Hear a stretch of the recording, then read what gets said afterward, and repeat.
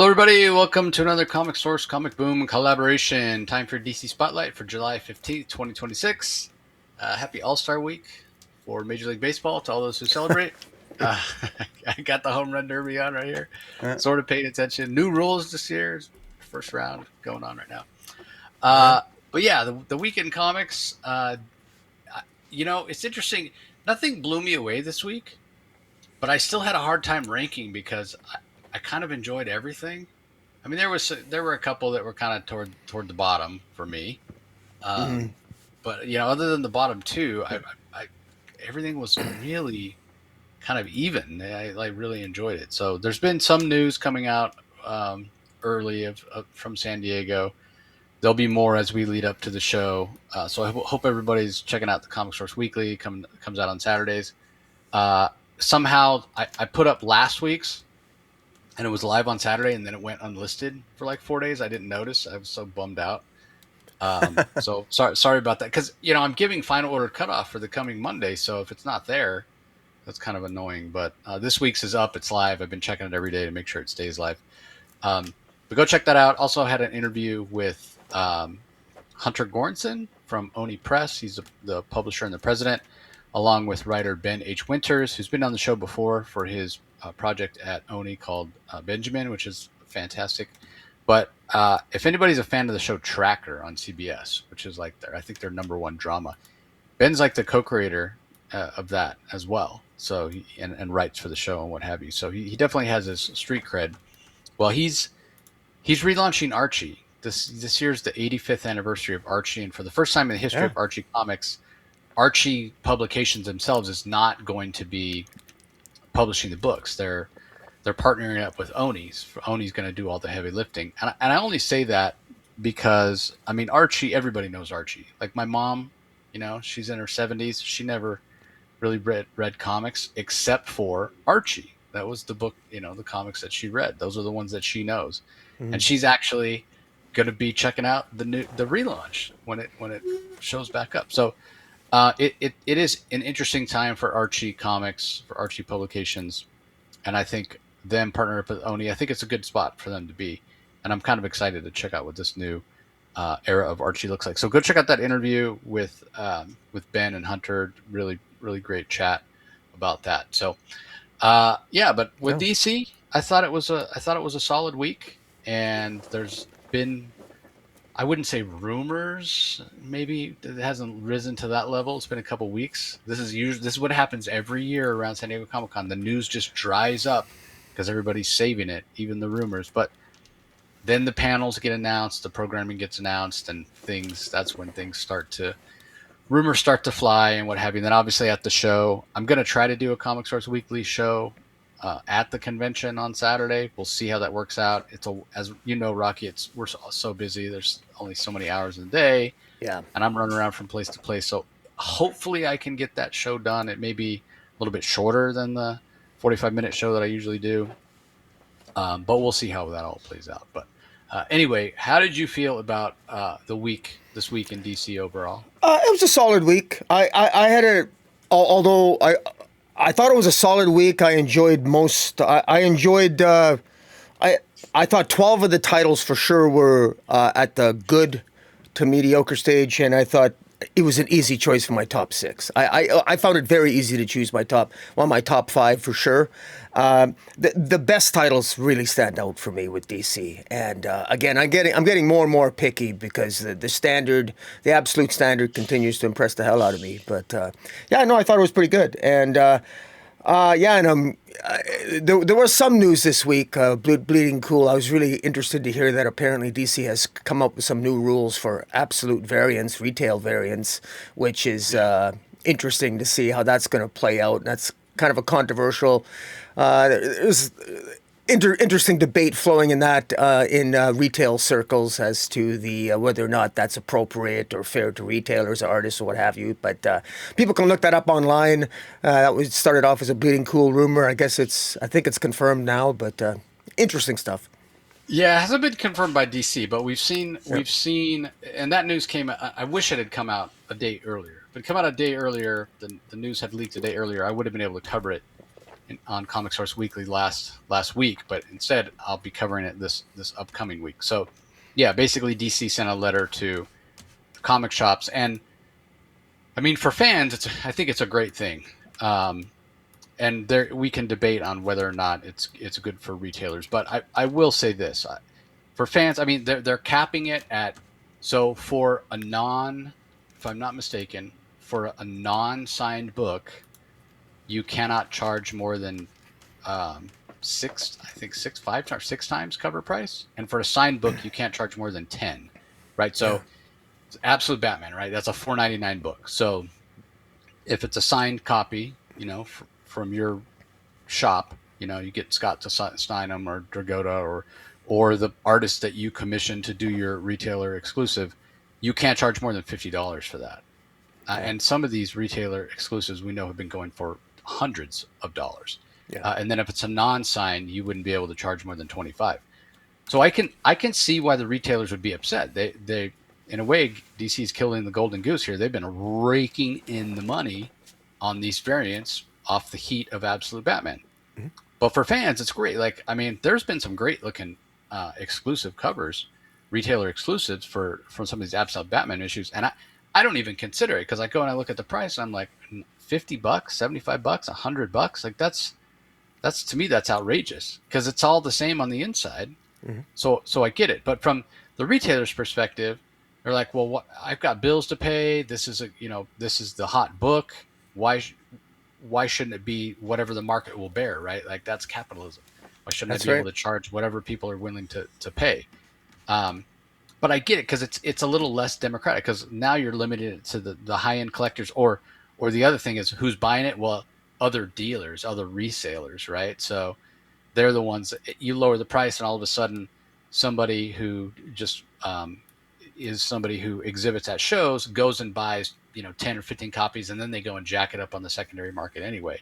And then the retailers are like, I'm selling it for less than the market will bear, and then this guy over here is reaping the profits of the hoops I have to jump through, because there are hoops to jump through, right? We're talking about retailer exclusive from DC Comics. Mm-hmm. And DC has put even more hoops in there, right? Like, it used to be, I'm a retailer, I've got a well-known artist that comes to my shop, right? Like, he's a regular, he's one of my guys, and so I would ask him, hey, you want to do a cover? And I'd talk to him about it, whatever. DC's also saying, no, you can't do that anymore. You can reach out to us and say, hey, I want this artist to do my retailer exclusive, but then now all the communications got to go through DC Comics, which is really interesting when you talk about people that are selling retailer exclusives that are themselves the artist, right? So like Mark Brooks is a great example. He's got his own web shop. He's selling his retailer exclusives through his own shop. He is in effect the retailer and the artist. So he can't talk to himself about what the cover is going to be. He's got to go through DC to figure it out. Well, he's limited as to what he can charge for it too, which is very interesting. He is limited, right? But you see what I'm saying? I mean, I'm being facetious here. Like, obviously, he's not going to go through DC. He's not going to email DC and go, hey, is it okay? Tell the artist to do this. He already knows what he's going to do, right? Mm-hmm. So it is interesting. But at the same time, even though I get where some of the retailers are coming with, where, hey, it's going to be a third-party seller that's making the chunk of the money. The point is, at the end of the day, I just don't want to see variants, retailer exclusive, going for ridiculous amounts of money. I don't think it's right. I just don't. And there's been a lot of debate about this, because some of the debate has been, well, the retailer is making the lion's share of the profits when it should be the artist, at least making just as much. He's the one that created the image, or she's the one that created the image. So I don't think there's a perfect answer. DC has capped the number of retailer exclusives that they'll do on any given issue of Batman so far, but that's really the problem, that they've been doing too many. They've been doing too many, and it's gotten out of hand, but now they're sort of trying to unring the bell, and it's a little bit too late, right? Because you let retailers, first of all, you let too many retailers do it. They were charging too much money, but they made a ridiculous amount of money, and now you're pulling back on that, but they already know the money's out there to be made. Whereas if you'd been a little bit more judicious about how many retailer exclusives, and sort of put a price cap on it in the beginning, you wouldn't have as much pushback now. You see what I'm saying, Rocky? Well, of course, yeah. Well, the simple fact of the matter is, it's the popularity of the Absolute Batman. I mean, it's not as if variant covers is the retailer variant craze didn't start before Absolute Batman. It's just that Absolute Batman is so obscenely popular, and it really, I understand the arguments back and forth. I really do. I respect both sides. I mean, who isn't a capitalist? Who doesn't want to let the free market decide? But at the same time, God Almighty, there's really stupid, dumb comic collectors out there that pay dumb prices for these things. And yeah, I get it. You pay what the market will bear and everything. But there's also idiocy and stupidity. And it doesn't bode well to attract people to the market. But then again, I get it. That's kind of what, let's face it, as crazy as this sounds, and I think it does more harm than good. It does seem to attract certain people to the comic industry who maybe this is cynical. Is this a cynical phrase? I think most people attracted to comic collecting nowadays are more attracted to the speculation than the quality of the books. Ask me tomorrow, I'll disagree with my own comment because the absolute titles have been pulling people in. But the speculator market is so powerful right now with the market, with the market what it is. It's so easy to take advantage of people, and if you're broke, you don't have a job, but you got a $200 budget on comics instead of a cigarette habit, you can make a quick buck buying absolute titles. I mean, even the 5 mainstream variant cover, or the 5 absolute variant titles that DC puts out, them alone you can make money on just buying them and selling them in the aftermarket. And so, can you blame retailers? You really can't. But at the same time, it's like, geez, I don't know. It's a conundrum. It's a conundrum, and I understand for those listening. As indicated on the Bleeding Cool thread, if you go to the Reddit page, which I checked out, there's a lot of very interesting and insightful comments on this on the Reddit page. And I got to tell you, I'm torn. I'm torn in terms of, I understand both sides of this argument, but it is what it is. I mean, I'm not a fan of variants in general. Like, to me, make the comic, put one cover on it, and that's it. You're done.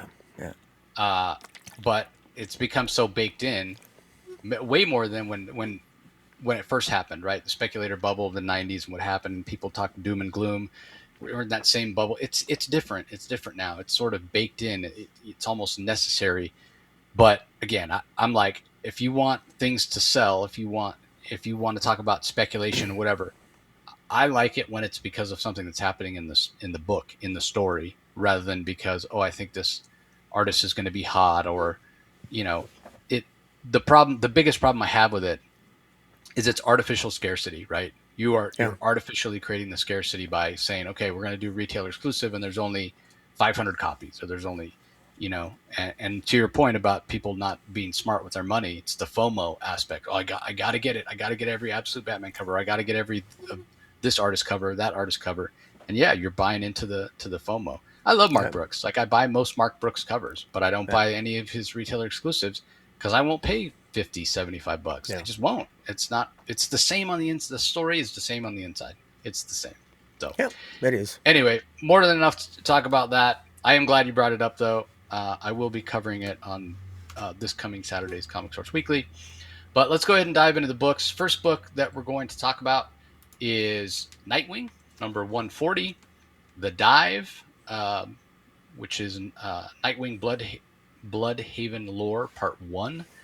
Written by Dan Watters, Dennis Cowan on pencils, Norm Ratman on inks, Francisco Scalia on colors, and Wes Abbott on letters. I continue to really, really enjoy this book, especially the art by Dennis Cowan. I think his art looks so different with Norm Ratman inking him. It's still recognizable as Dennis Cowan. It still has that that sort of gritty, textured feel that I expect Dennis Cowan's artwork to have. And this, what Dan Watters is doing, it feels like very much a throughput. I was not expecting to see Psycho Pirate. I think he's an underused villain. I like even the description here of who he is. So there's a lot to like about this book. That being said, because it was such a strong week, it didn't make my top. It came right in at 6. It was tough for me to leave this out of the top 5 because, again, I did really enjoy it. I like what Nightwing is doing. Nightwing the character is doing. I like how he's approaching this situation he's in and the guilt he's still feeling for the car crash and all that. So he's got that deadline looming for when the Bloodhaven DA said, "Hey, you need to turn yourself in or whatever." I still contend that the Bloodhaven DA and assistant DA are complete idiots and morons. If you think even for a second you can't take Nightwing at his word after everything he's done for Bloodhaven, you don't deserve to hold the office, in my opinion. District Attorney being one that's actually I mean, if it's the same as here, in the real world, it's a elected position. ADA, Assistant District Attorney, would be appointed. But regardless, I think they're just morons, honestly. And I don't think Nightwing should turn himself in. But at the same time, I get it. You say you stand for law and order. But it is interesting because even though it's kind of hard to believe that he would have some public opinion against him, I'd put nothing past people anymore with the way our society is these days. Basically, ever since 2016, the dumb things people will do, like spend too much on a exclusive variant. But anyway, I am really, really enjoying this. But it just missed my top 5 this week. What are your thoughts? This came in at number 7 for me. I like the fact that what Dan Waters is doing here and incorporating Psychopirate is really kind of inspired, because this doctor who admits he was once Psychopirate, but he didn't have powers, he didn't have the use of the Medusa mask. Roger Hayden, who he sort of partnered with or manipulated, Roger Hayden used the Medusa mask and gained the super mental powers that he used to great effect. And Psychopirate's been used to great effect in the original Crisis and a number of DC crises, and to have the Medusa mask referenced here is very inspired. And what's interesting is that it's not the Medusa mask that this doctor's using in order to impact Bloodhaven. He's using Medusa architecture, which is very fascinating. And apparently the bridge, the architecture, the road, the so-called highway where Nightwing met that sort of mysterious witch that people think that he's making it up, and that this witch is the one that's causing all these problems and these murders. That this might be related to the Medusa architecture, which, just like the Medusa mask could have an impact and through the Psychopirate could manipulate people's emotions. Apparently, the way architecture is structured through Medusa architecture can also have an impact on the psychology and the emotions of people living in a city. And it's kind of interesting, Dan Waters coming up with that, because it never occurred to me. I mean, it sounds kind of crazy, but it never occurred to me that the structure, how the city in which I live is structured, its architecture, could have an impact on my state of mind and my quality of life. Well, it is true, but how far do you take it? And so I kind of like that. It adds sort of a mystical, psychological element to Bloodhaven, and might even explain why Gotham always seems to draw in so much negativity and the darker sort of villains, and why is Bloodhaven always inclined to be so much darker than perhaps other cities like Metropolis? Why is Metropolis so much brighter? Is it part of it related to architecture? Anyways, I'm just throwing that out there. I really like the sort of these themes and the comic book pseudoscience that Dan Waters is exploring here. It works really well. And Dennis Cowan's art, as you said, it's just really a great way to illustrate that and put this mood emanating forward as the mystery continues to build as to exactly what's causing what's causing all these murders. How is this witch involved? Is it related to this Medusa architecture? Are we going to end up seeing Roger Hayden, the Psychopirate, make an appearance? We'll have to wait and see. Yeah, I agree. A lot of good things Dan Waters is doing for sure. All right, up next, we've got Wonder Woman number 35. This is from writer Stephanie Williams, Clayton Henry on art, Pedro Estuquio on colors. Probably pronouncing that wrong, but apologies, Pedro. Haven't seen that name before. And then Clayton Cal on letters. This has got trade dress on it, which says the Wonder War Interlude. So we had that sort of shocking ending of the last issue with Wonder Woman apparently committing suicide. and what that means. And I guess we'll have to wait and see. She's trying to deny her fate according to what's happening. But in a lot of ways, what Stephanie Williams is doing here is sort of a recap of the origin of Wonder Woman, a retelling of the origin of Wonder Woman. So it as much as we're right in the middle of this Wonder War, and we're deep in the run of Tom King, which from the rumors that we've heard his run's going to come to on Wonder Woman's going to come to an end with the end of the Wonder War. I have my doubts whether that's true or not, and I don't know if it's even been decided. Because that may tie into another rumor, which I'll talk about in just a little bit. But in a way, it's like if you haven't been reading Wonder Woman or you want a good place to jump on a Wonder Woman book, this is sort of not a bad place to jump on. Even though you might be lost in terms of what's going on with the Wonder War, you don't know who the matriarch is or whatever. It's just a good issue in terms of a retelling. Yeah. That being said, this did come in at number 10 for me. I didn't rank it super high, but I did really enjoy it. And also the Clayton Henry art is fantastic. It's gorgeous. Like it's almost a little softer. It's recognizable as Clayton Henry. But like as I was reading it, I was like, man, this art's really good. Who is this? The art looks so familiar to me. Wait, who is this? And it took me a second I was like, oh yeah, it's Clayton Henry. I didn't have to go and look up in the credits who it was, because I didn't eventually. It kind of clicked for me, but it felt a little softer than like his most recent art on like was it Justice League Red or his Action Comics issues. So yeah, I did really enjoy this. Now to the other rumor that I was talking about, and that's the rumor that, and again, this is like a rumor of rumor, with Tom working on things like the Mr. Miracle animated. He did some work on Superman, the most recent Superman film, also Supergirl, and there's a number of other projects that he's involved in.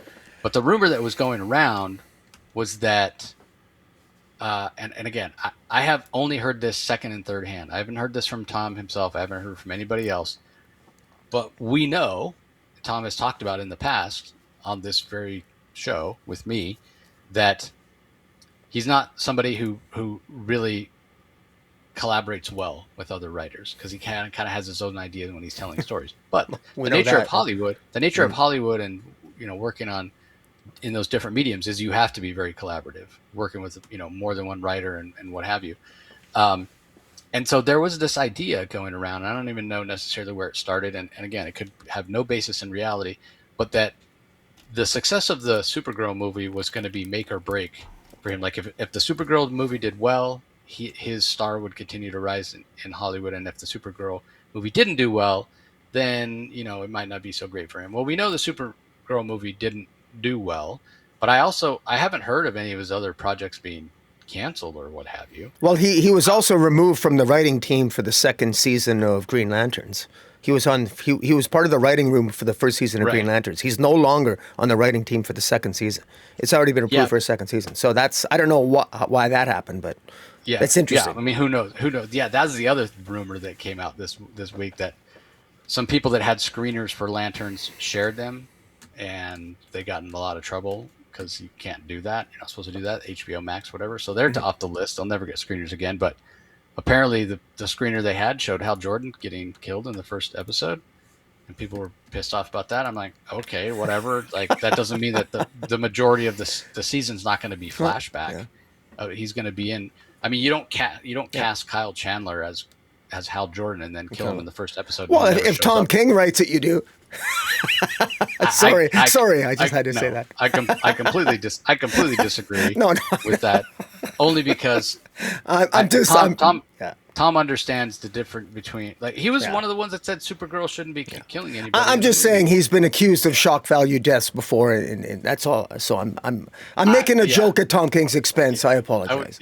When it comes to that kind of thing, I mean, there are many other people. I mean, you could say the same thing about Kirkman. You could say the same thing about George R.R. Martin. You could say the same thing about any number of really successful people. But anyway, my point being that, I mean, part of the reason that Tom has been writing so few comics is because he has been so busy with Hollywood stuff. So if the Hollywood thing doesn't work out, he will see him writing more comics again. If continues to be very busy with Hollywood stuff, then we won't. So will he actually be done with Wonder Woman after the because when this first started, when he first started his run on Wonder Woman, he wanted to be on the book for a long, long time. I think there's a part of him, and this could be ego on his part, that wants to have a hundred issue run on something. We're only at 35 with Yeah. Wonder Woman. We're not even close. God. So it'll be interesting to Oof. see. Does he leave Wonder Woman? Does he not? It definitely seems like Stephanie Williams will be the one to take over the book when he does leave, and I think she does have a good handle. Um, like I enjoyed this issue of Wonder Woman from Stephanie Williams a lot more than I enjoyed any of her Nubia work. Um, and I thought her Nubia work was pretty solid, but I enjoyed this even more. So anyway, didn't make my Yeah. top five. Came in at number 10. Spent Yeah. way too much time talking about it, but what are your thoughts on it, Well, Rucka? it came in at number 9 for me, only because it was. This is kind of hard to screw up, but you're just retelling Wonder Woman's origin. If Because it's not on my top 5, I won't belabor the point. But there are a number of finer tuned points to the nature of this origin that is a little bit different than the origin. Minor tweaks. Interesting that she thinks Hippolyta was never referred to as Wonder Woman when Hippolyta was a member of the Justice Society. That Hippolyta was not publicly known as being a member of the Justice Society of America. Both those things, I think, I don't think that's right. I don't think that's correct. But maybe Stephanie Williams would know. I'm sure she talked to editorial. That's very interesting. I wonder if she talked to Jeff Lemire. Would Jeff Lemire confirm that? Does Jeff Lemire know, who's writing JSA, that Hippolyta should not be referred to as Wonder Woman in the pages of JSA? Interesting. I mean, little comments that are made. I also find it really odd that Trinity in this. Was raised by her mother. Her mother never bothered to tell her origin. Steve Trevor is telling her the origin of her mother as if somehow it's news to her, and there's nothing special or different about it. Steve Trevor's making it sound as if this is sort of like a state secret. Nothing. There wasn't any major revelations in this origin, so I'm a little bit surprised that Trinity doesn't know. But I got to say, like as a story, the pacing is well, it's told well, great art by Clayton Henry, all that. It just seems a little odd that Trinity wouldn't know this already, but it's good filler. It's good filler, like I said. It's a good jumping on point if you just want to figure, get at what's going on. Yeah, so it is what it is, and I'm actually curious to see if are there going to be any particular secrets. Is Stephanie Williams going to introduce some information about Wonder Woman's origin that we don't know? That is actually maybe more of a significant tweak to her origin next issue. So that's what, especially if she is going to be the heir apparent to the writer of this title. So yeah, we'll have to wait and see. Yeah, well, Jeff Lemire is not going to be the writer of JSA for very much longer. We know that this current arc, he's coming off the book, but we don't even know if the book's continuing or if there's going to be a new creative team or the book's going to be done. So, yeah. And once again, as I always do, I forgot to talk about any of the variant covers. So we'll circle back real fast To Nightwing. Yeah, for Nightwing. Guillaume March has a variant, Wertha de la Dera has a variant, and there's a Dan Morris swimsuit variant with Nightwing holding a surfboard. But really, I think the most impactful is just the regular main cover, which is behind both you and me, Yeah. which it just shows his fist and then the dive, because that ties in with the story as Nightwing's going around trying to find answers. And that regular main cover is by Jorge Fornes. And yeah, I really like that one. So for Wonder Woman,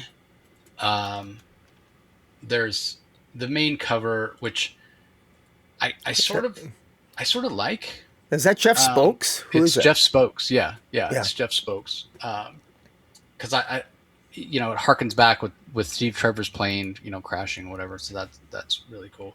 The David Nakayama, which is a little softer than we're used to seeing from Nakayama. But man, that Eom swimsuit variant is pretty spicy as well. And then we've got that one there that you have in the middle is Nico Henrichon, who people may know from his work with Brian K. Vaughan. Right. And then the other one is by Miguel Mercado. That one there. So yeah, some banger covers. I think I ordered the main cover, but I kind of wish I'd ordered the swimsuit one. it's a toss up. I like both those. I like both those equally. So, Pretty sexy, yeah. uh, excuse me. All right, up next we have End of Life #6. This is from writer Kyle Starks, Steve Pugh on the art, Chris O'Halloran on colors, Becca Carey on letters. I expected this to be in your top five, but it wasn't. So I'm It gonna let just you missed begin it. Just missed it. Okay, I figured when you Yeah. said there were six, that my top six was pretty easy. I had a feeling that this was #6. It did Yeah. make my top five, so I have you talk about it first, and then I'll flesh out anything further. Yeah. Well, like I said, it just missed my top five. It was actually it was a toss up between this and Deathstroke 5 for the #5 spot. It was a tough one. In terms of humor, I really like this. It continues to the dysfunctional life of this hitman is it's as he wants to leave this small town, but he's caused a bunch of chaos. He's basically hiding out. He's we got this issue we have. I mean, the main guy that's trying to kill him sends like a midget after him. I mean, it's the humor, the insanity of this issue is. It's one of the things that Kyle Stark's so good at, and I'm actually glad because Kyle Stark's really made a name for himself.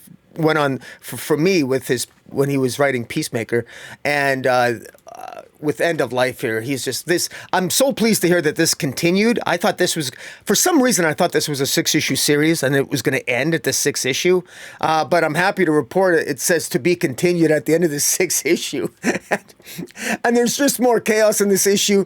There's a love interest and there is so we got the chaotic life, the organization, the menagerie hitman organization that his father founded, and his father now is sort of dying of cancer, and his father is saved his life and try to get him out of trouble, but in the meantime, he just continues to get in trouble. The hitman this organization continues to send people. They want to take him out. And so how is he? I'm still not sure how he's going to get out of this. But all these hitmen, whether they're the Raven or they got these masks and they're just. It's a really eclectic and kind of insane organization, and yet it's got its own humor to it. There's one character here. I don't have time to go through it all, but. Let's say that in previous issues they had a character called Big Cock go after him, who literally wears a cock mask, and now there's this little guy here who insists on being called Little Cock, and the reason why he insists on being called Little Cock is so hilarious. You got to read the dialogue to appreciate it. Kyle Starks, this just reads like a really fun. A comedic hitman movie that's action packed and cinematic. It just really works. This remains one of my favorite Vertigo titles. Between this and Bleeding Hearts, it's just this is a really fun title. I just missed out my top 5, but very good, and the art's fantastic. Yeah, the art by Steve Pugh continues to be really, really great. This is a little bit of a setup issue, but it makes my top 5 just based on the incredible character work that Kyle Starks continues to do. This is compelling. This is dramatic. The dynamics between Eddie Stallion, Senior, and Junior is fantastic.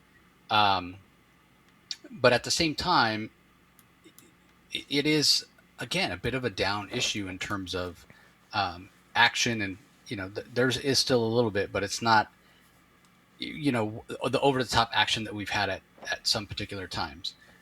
But throughout the series, what really makes it shine is the character dynamics between the father and son, as I said. And that is still here, that's still present. But then when you can mix that with genuine humor, and in this case it's adult humor. You mentioned the assassin that wants to go by Little Cock because he idolizes the chicken mask wearing assassin Big Cock. It's just funny. It's just funny. And secondary to the father-son relationship is the relationship that Eddie has with his old girlfriend. And you can see, despite him being obnoxious and annoying and kind of over the top, there are times where recognize that the guy does still have some redeeming qualities. When it comes to certain things, his heart is in the right place, and the fact that he wants to get it. His dad basically kicks him out of the house and kicks him out of the town of Pluto, and says, "You got to leave." And he's genuinely trying to leave because he doesn't want to be there. He's like, he's pissed at his dad, whatever. But he genuinely wants to leave, but it's kind of a pain. Like he laments the fact that he's got to go to the next town to get a bus ticket, and the next town's 45 miles away. He's like, how am I going to get a ticket to the next town if I got to walk to the next town to get, like, it doesn't make any sense. How the hell do I get out of here? And he runs into his old girlfriend and finds out how much it means to her that he has come back and that he's back in Pluto. And that kind of flips it all around. We even get a flashback to when he left the first time. And that kind of flips it all around for him, and he decides that he wants to stay, even though it means he's got to hide out from his dad. And then things, of course, as it always does. Because here's the thing, like the situation that Eddie's in is obviously not a good situation, where he's got his old assassins guild. I'm going to call it a guild for lack of a better term, because that's what it reminds me of. Kind of like the movie Wanted or what have you, which was also a comic from Mark Millar that started out that way. But anyway, he's in trouble with the people that have been his meal ticket, and for whatever it is that maybe it's just genetic, maybe it's because his father founded it, whatever. He is genuinely a good assassin when it comes down to it, but he makes dumb choices. He's not. The thing that Eddie lacks more than anything is self-awareness. Yeah. The guy's got no self-awareness, and not only kind of doesn't realize who he is and the way his actions affect other people and even affect himself, but self-awareness about this like world around him either. He's just so oblivious, and that's what leads him to making this mistake where he, like, if you're going to go and take a job to go and kill security guards and rob a certain place, whatever, like, do your homework and make sure that especially when you're part of this guild that has these very strict rules, and the consequences of breaking those rules is death. Do your homework, right? Do your due diligence and make sure you're not going to end up breaking a rule. But he doesn't, because he doesn't care. He's not that, again, self-aware. He's not that. When it comes to that, he doesn't have that intelligence that he maybe should have, even though kind of tactically he's very smart. He's maybe even a genius tactically. So I find that to be really interesting. He's such a dichotomous character, because there's times where you're just like, man, this guy is getting just what he deserved. And on the other hand, you feel bad for him, but you more feel bad for him in the context of how others see him, right? Like Sophie, his old high school girlfriend, who really genuinely cares for him. So if anything happens to him, you're gonna feel bad for Sophie more than you feel bad for Eddie himself. Even if Eddie loses his life, you're gonna go, well, he kind of did it to himself. Making these dumb decisions and putting himself in this situation. And you'll feel more bad for Sophie, that she's gonna be sad. But you also may think, Sophie, what do you do? Like, what are you wasting your time with a loser like this for? So that's interesting. That there's a complicatedness to it. There's a degree of verisimilitude, Rocky's favorite word, because when it comes to human relationships and human dynamics, it is complicated. I've talked about it many times before. All the different roles that we play, right? You're an employee. You're a husband. You're a brother. You're a father. You're a teammate. You're whatever it might be, a mentor. A brother in terms of some kind of fraternal order that you're a part of, whatever it might be. You play different roles in your life, and you maybe behave slightly differently in based on those roles and how people, expectations of you and all that. So we're all complicated in that way. And Kyle Starks is done a fantastic job. I think he's one of the best writers working in comics when it comes to that level of truthfulness and verisimilitude for characters. Because you can say the same thing with Eddie. Eddie is a different person in the way he acts with Sophie than he does with his father, than he does with Lenora, than he does with other assassins that are coming after him. So it's really interesting, and Kyle Starks has nailed that. And this is a book that continues to get a lot of buzz. And I should go back. We should go back and look at the Prana bestseller list and see if this is where this is at in terms of, has it climbed, has it dropped? Because we both know that the typical life cycle of a comic is it drops and it drops and it drops. Yeah. Sometimes only a space or two, or it might stay the same. Maybe it might climb up one or two spaces, but when you see things that consistently grow over time, that is the anomaly. That is the exception rather than the rule.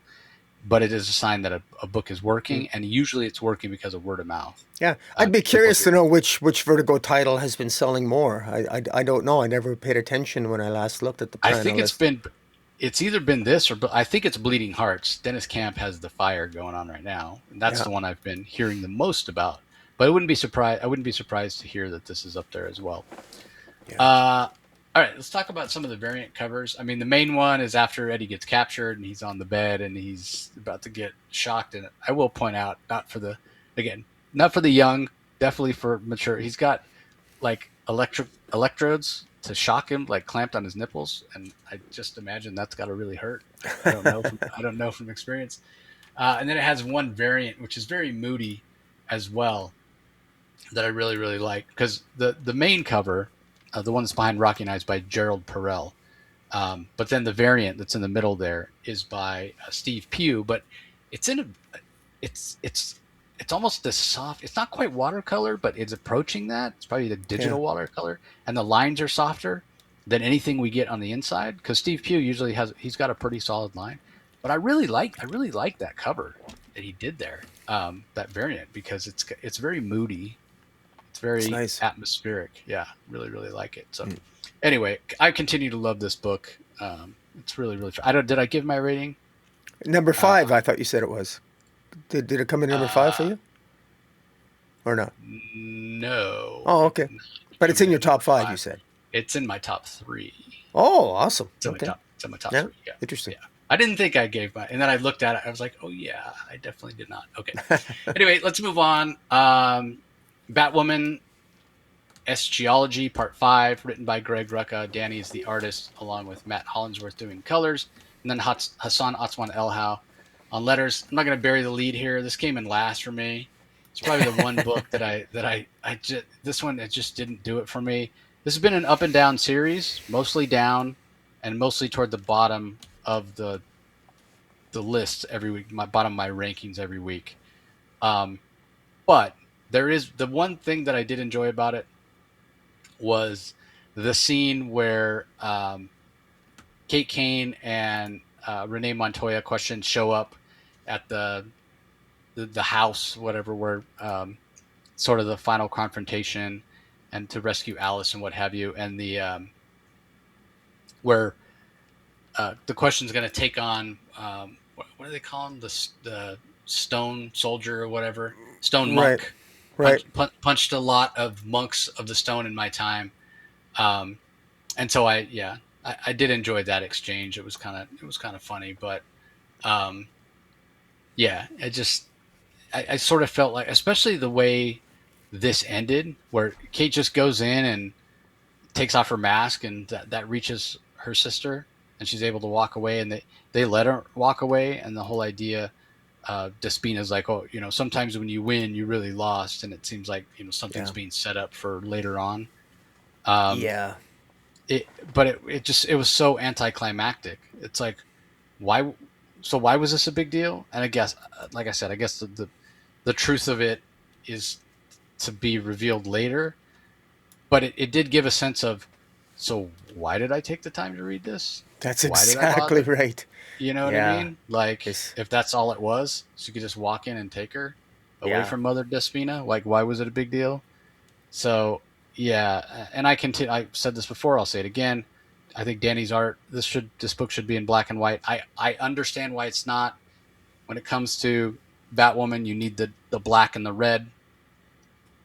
Just, that's kind of her calling card. So I get it. But at the same time, I think her art just looks so much better in black and white. So I'll leave it at that. Anything you want to add, Rocky? It just never hit for me. I was hoping it would get better from issue 1, because I thought issue 1 had some potential there, and I'd hoped the stylistic arc of Dani would grow on me. That's not been the case. In defense of the art, though, the stylistic art, I've asked myself if a different artist could have made this story more palatable for me, and I don't think any artist could have. You could have put Daniel. You could have put Daniel Semper. You could have put any handful of top artists on this. and it wouldn't work because the story is just not there. I don't find it compelling. I don't find her relationship with her sister compelling, at least not the angle that Greg Rucka wrote. This Greg Rucka put Batwoman on the map, and so I am astounded at how disappointed I am in this opening arc. There's no reason to stay around because and even the nature of the villain here, they're kind of a joke. They're just a glorified cult, and they're not even particularly aggressive. If these cult leaders are so murderous, then why didn't Batwoman stop them, or why didn't she make more of an effort to do something? It just seems so empty and vacuous, and really even with the question showing up, Moreno Montoya seemed like more of an afterthought. I was just really, really disappointed with this, and I don't know. Yeah, I'm astounded at how disappointed I am in this. It's just really sad, and it came in second last for me. There's one that ranked even lower for me. Yeah, I mean, I agree. I agree. It's a disappointment, and it's funny that you mentioned that about Dani's art, because I did the same thing. I finished reading it, and I was like, well, man, why did I read that? What was the point of that if she was able to rescue her sister so easily? Like, it just felt like a little bit of a waste of time. And then immediately I was like, and the art's not really working. I think, again, it would work better as black and white. Would another artist have made it better? And I came to the same conclusion. No. Even though I don't think this is the right artist choice for this, I don't think another artist could have made this better. Yeah. It's a failure of the story itself. So anyway, that Nicholas Scott variant right there in the middle that you're showing is fantastic. The one behind me is by Stefan Sejic, and then the one in the middle right there is Scott Forbes. If there is a reason to buy this book, it is for the variant covers. I continue to love the coloring and the design, the character design of Batwoman. I think she's fantastic, which makes it a little bit disappointing that the story's been a little bit weak overall. So, all right, let's move on.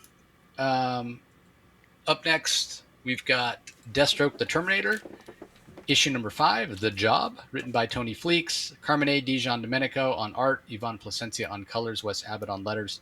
You mentioned this; it was between this and End of Life, and this one made your top 5.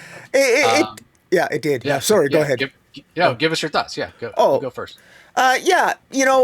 It's kind of funny. I got a little bit of a mixed feeling. The reason why it almost never made my top 5, it was like, well, is the big reveal as to who's behind it all. Part of me thinks it was kind of really predictable because in my mind, I thought that his ex-wife would do it, but I thought that's kind of tropey, and it seems like, to me, I'm a divorce lawyer by occupation, so it's the ultimate nightmare. It's like the epitome of the really bad wife in a divorce, and that's literally what Addie is. Addie ends up being the one behind everything, and so, but then when I sit back and read this story, it is actually. It does make sense. It does make sense. I do think Addie has. It's sort of been building to this because when I sort of reviewed the issues from issue 1, it has been sort of. There's been strong hints and an undercurrent of his dysfunctional relationship with Addie. And anybody who knows anything about Deathstroke and any iteration over the last, going back to his days in the Titans, when soon as you're introduced to the ex-wife, you knew that he has a dysfunctional family, and his wife did start off as loving him, and the fall from grace that not only did the relationship fall, Slade Wilson was the reason why his marriage ended so badly. Slade Wilson is a terrible father. Slade Wilson is a terrible father to his son, to his daughter, and the fact that it's Slade Wilson who probably, in some significant way, even though Addie is responsible for her own fall from grace, the fact that Addie herself becomes Slade's greatest enemy, and at the end here might even be a mother who kills her own daughter. Because at the end she ends up with a gun to the head of. Hold on a second. Isn't Rose Wilson somebody else's daughter? I thought she was. She shared a father, but had a different mother. You might be right. I mean, I know that's how it originally was, but that's one of the questions I had. Then I stand did corrected. That makes yeah. more sense. That actually makes more sense. To be Yeah, honest, but it might have. They also could have changed it because it's been. I haven't. yeah. Yeah, but I But think that she actually does makes have the sense because I ability. can't see Yeah, Addie killing Joseph because I thought for sure Joseph yeah, was her son. So, but her killing Rose because it makes sense because Slade cheated on her probably, and that's how Rose was born. So her killing yes, Rose would be a perfect way to do it. And then it looks like she pulls the trigger. It's implied at the end that Ravager is killed. So that might actually happen. And boy, that would be a game changer. So thank you for that correction. This issue definitely is in my top 5 now for sure. With you correcting that. So yeah, but I thought this was really well done, and it just sort of makes sense that Addie is, I don't know how Addie became so skilled as a fighter. She seems to be quite skilled, but it does make sense. It explains a lot how Addie knows the system, knows the Hitman system, knows how it works, is familiar with Deadshot, is familiar with Bloodsport. It explains a lot. She's certainly familiar with Wintergreen, and clearly she's had a little bit of a psychotic break here. Not that Addie was always a little bit hardcore, but this makes a lot of sense. And yeah, so this just had a visceral impact, this issue, and especially that cliffhanger. It's like, wow, the cliffhanger alone is quite shocking. So yeah, I easily my top 5. Yeah, what are your thoughts? yeah. In my top 5 as well. Yeah, the whole woman scorn angle is fascinating. And it is interesting because I feel like Deathstroke is somebody whose origin has not necessarily been changed that much. It's sort of still the same, but at the same time, maybe it has. Maybe there's stuff I've missed over the years and what have you. But yeah, I always thought, okay, so it was in the pages of Teen Titans where the older son, Garrett Wilson, was killed. He was the original Ravager.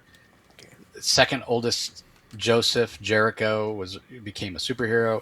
And then the youngest, Rose Wilson, eventually took up the role of Ravager. But she's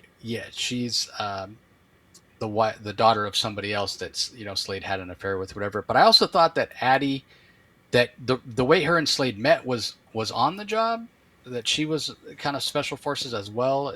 But I thought for another Okay. country, not necessarily U.S. But I can't, because again I'm trying to remember, and I think that was even mentioned in Ed Brisson's run. But again, I'm not 100% sure. I'm not an expert on Deathstroke by Yeah. any stretch, because it's been too long since I've read a Yeah. lot of that stuff. So I'm sure if please put it down in the comments and tell us Yeah. And where we're and wrong. also, anybody in the comments wants to guess who is the member of the Justice League that is leaking information to Slade in this issue, and who is speaking to Wonder Woman in this issue? Who is that person that's leaking information Yeah, to Slade? I You was know, trying to figure that out also, and I don't even have a guess. Like I have no clue who would be playing with Slade that way. yeah, who would have a Um, vested interest in protecting Slade and yeah, Deathstroke? I mean, which member of the Justice League? Because bear in mind, all the members of the Justice League, even potential villains that were granted amnesty. So this could actually be a villain who's been granted amnesty on the Justice League satellite. So it might not necessarily just, be a fellow hero. It could be an anti-hero of some kind, or a member of the, could be a villain. You never know. Anyways. yeah. I mean, the way that Wonder Woman talks to the person, though, she doesn't even say elongated man. She says Ralph. Ralph stumbled onto something big. All hands briefing. Yeah, I don't know. It's very interesting though. I love that Tony Fleecs is doing, like, he has surprised me. He really has. Because we started off this, and I enjoyed the first issue more than you did. I still go back to the when you said, I don't know, it's not violent. I was like, there's this situation, action, whatever. But yeah, I mean, it did feel where you did really make your point though was that it didn't feel necessarily fresh, and it felt like, especially with Wintergreen being threatened, being in peril to this point, taking it even farther in this arc with him being killed. It's like, yeah, again, we've seen this before, but Fleeks has gone beyond, where I do think he is exploring some new territory with whoever this mysterious person is, with Addie being the big bad. I find that to be interesting. But yeah, I think she does have training, and so it wasn't super surprising. But when I was trying to figure out who it was, she wasn't on my radar until this issue. Yeah. In this issue, I started thinking, I think it might be Addie. And the reason I thought that, because there's another thing that I thought Tony Fleecs did brilliantly, is, Slade needs money to find out who it is that's up against him. I guess he doesn't anymore because now he's had that question answered, which is good because he went against his own code and didn't complete the job. Or did he? Did he shoot the guy? I think he did, actually. No, the guy was shot by Addie. Oh, that's right. That's right. Yeah. Addie was like, "Oh, I guess you're not going to get paid because Yeah. she took him out." Yeah, but it seemed like he was going to go against his code and not do it, because even when he goes and talks to the woman, so the job is he's hired by another woman, Scorn, much like Addie, because her husband is going around on her, right? He's having an affair, and this is not normally the kind of job that Deathstroke is going to take. You know, like this is the bottom of the rung here. This is the equivalent of, if Deathstroke is a top of the line fixer and is going to go and assassinate like a world leader or a politician or a hero or somebody like that that's got powers and abilities and is very well protected. Like, that's what he does. And this is the equivalent of taking out a philandering husband. That's like going from being a top of the line assassin to like driving for DoorDash or something. Like, it's like the bottom rung of what you do. But he needs the money, so he's willing to do it. But the whole idea, like the parallels, right? Like the dynamic. He's gonna take somebody out who's cheating on his wife when Slade Wilson himself has cheated on his wife, and that's where I think and what made me think it might be Addie, because I thought that was foreshadowing. It turns out I was right, and again, brilliant storytelling from Tony Fleecs. But not only that, the emotional stakes that Fleecs adds in by showing us flashbacks of when Slade was early on in his career as Deathstroke and keeping things from Addie, despite the fact that, again, I really do think, and I think this would be in canon now, that at one point Slade and Addie were in the field together. So she knows, his abilities. Obviously, she doesn't know that they've been amped up by the augmentations that he's had or whatever. He's pretending that he's a guide to take people out big game hunting or what have you, rather than he's going out and he's an assassin. But the fact that he's just not home, and she genuinely cares for him. I need you here. I need you to, help with the kids. I need you. They need a father and whatever. She cares about her kids. She cares about her family. She cares about Slade. Like, there's love there, and so you can understand why at the end she's willing to kill Rose. Rose represents Slade not being there to the utmost degree, where he not only was he not home, he was out being intimate with somebody else. Like, it all lines up really, really well from Tony Fleecs. It's done really, really well. And, most of the work that Tony Fleecs has done that kind of put him on the map was his work on Feral, but also on, was it Stray Dogs or Stray that it was called? Where it's these anthropomorphized dogs and cats, and they're a lot of time. And Trish Forstner, and it's kind of Disney. It's interesting because it's a Disney aesthetic in terms of visuals, but they're very adult kind of themes.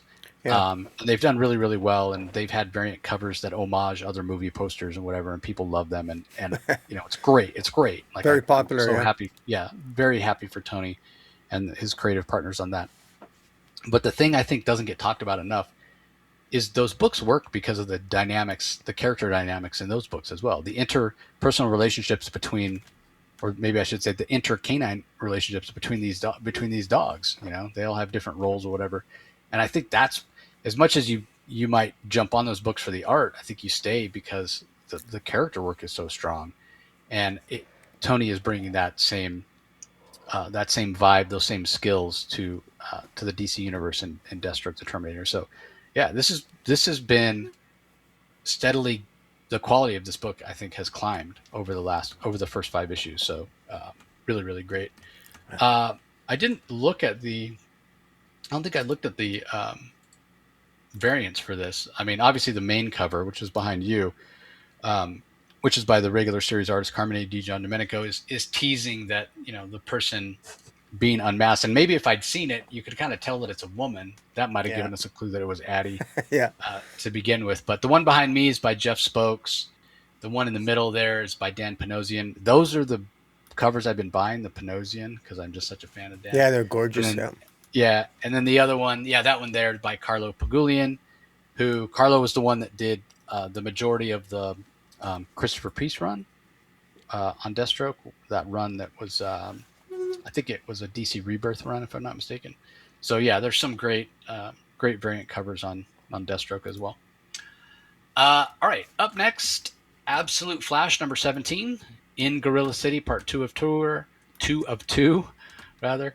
Jeff Lemire is the writer, Haining on art, Adriano Lucas on colors, Tom Napolitano on letters.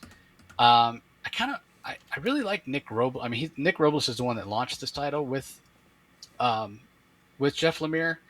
I feel like he's on it less and less, but I really enjoy his art. Not that Haining doesn't do a good job. Haining does an excellent job, and the art in this is really, really strong. But like, I just look at that main cover from Nick Robles, and I'm just like, oh man, that's great. It didn't make my top 5. I did really enjoy it. This is one that I struggled a little bit to rank. It ultimately it ended up at number 8, but just based on the strength of the week, I did really, really enjoy it. The Papa Grodd gets killed. It's very tragic in a way, but at the same time, it's like he kind of brought it on himself because he was way more militant than the younger Grodd. But there are some really great moments in here, where, I mean, the love that the baby Grodd has for both his father and for Wally, like the bond, it's sort of equal. I like that the baby Grodd stood up for who he stood up for, but at the same time, you understand the trickster doing what the trickster did. I mean, the Papa Grodd is endangering people's lives or whatever, so I can see both sides. I like that push and pull. I like that character work from Jeff Lemire. But one of the reasons I did end up ranking it lower is because this issue did feel like it fell back into one of the aspects of the title that I felt weakened it a little bit in the early issues of it. And that's that this doesn't feel like a Wally West issue at all. Like, this is one of those things where, again, Wally, it feels like he's the guest star. You know, it's more about the rogues, or this is more of an ensemble book. And I just like the issues. For me, they resonate more when the issues of Absolute Flash feel like Wally's the star. And that's just not the case here. I still enjoyed it. It was still a really good issue. I enjoy the relationship between Wally and the rogues. And the relationship between Wally and Linda, obviously. But the book isn't Absolute Rogues. It's Absolute Flash. So that's one of the reasons I ranked it a little bit lower. But that main cover is so awesome with Grodd. That's the one that's behind Rocky. So, but this made your top 5. So give us your thoughts. Yeah, I made my top 3, actually. Yeah, I really enjoyed this. I like how much it was. I love the action pack. I love the rogue showing up. I enjoyed the fact that Wally West was. Well, first of all, I feel that Wally West, I felt his presence in this issue, perhaps more so than you did, given your comments. But I thought Wally West kicked some ass here. He held his own against the rogues very well. He's definitely far more accustomed to his power set and how to utilize it than he was at the beginning of this series, of course. That's not surprising. We're 17 issues in. He's had some practice. I like the characterization of Trickster. I like the fact that Trickster is not completely... I actually thought Trickster was a little bit more cold-blooded than she appears in this issue, but I guess not. She actually doesn't kill little Grodd Monkey, and I even like there's actually some rapport between her and Linda, which I quite enjoyed. I thought the dialogue was clear and crisp again. I think Jeff Lemire is really getting a handle on these characters. I'm starting to like Linda more and more, and Wally, I'm really like her. I love the rogues. And I like the hints at the end where basically Trickster sort of tells Wally that, you know, we think that this Thawne character, she's with Brainiac. And so I like the fact that we have this. I love the fact that the overlap with other titles, with villains in other Absolute titles, is always so subtle. It's never a big thing, but it's always just reference. And I love, this is another example of an Absolute title. And this is why I love all the Absolute titles, even the ones that I'm critical of, like Absolute Martian Manhunter and Green Lantern, what have you, there's always these little subtle references to remind me that this is part of the Absolute universe, but yet each title is unto themselves and it's allowed to grow and to be. It feels organically developed, and this is just another example of that. And I like the fact that, I feel like I'm experiencing Wally West's journey, and as he's getting to know these characters and he's developing these relationships, this is actually growing on me. Much to my surprise, I didn't like the idea of Gorilla Grodd, this little stupid green pet hanging around Wally West's shoulder. I complained about that early on. The little bastard's grown on me. What can I say? I got the feels in this issue. I did. Jeff Lemire, I wouldn't think that was possible, but you managed to pull it off. So kudos, man. I have to say, and the art. I really like the art. I think the art really is growing on me. I've been very stubborn. Anything sort of with an anime or manga feel at all, however I imagine that style to be, it's something that it's taken many, many, many years, but it's slowly starting to grow on me more and more. And a lot of it has to do probably because of the just over the years, the manga and the anime style has just grown more on me. And in this title in particular, the art's become the stylistic nature of it. It's growing on me more and more. So I thought this was great and was in my top 3 this week. Let me ask you this. Let's quantify how much Grodd has grown on you. There was a time where it was like Wally and Grodd. He was almost a little sidekick. Now that he's Grodd, this little, baby Grodd is on his own. Now that his papa's gone, you go in for baby Grodd as a Wally sidekick, like a normal regular member of the supporting cast, always hanging out with Wally. Probably I probably could. Yeah, maybe now. I guess we'll see.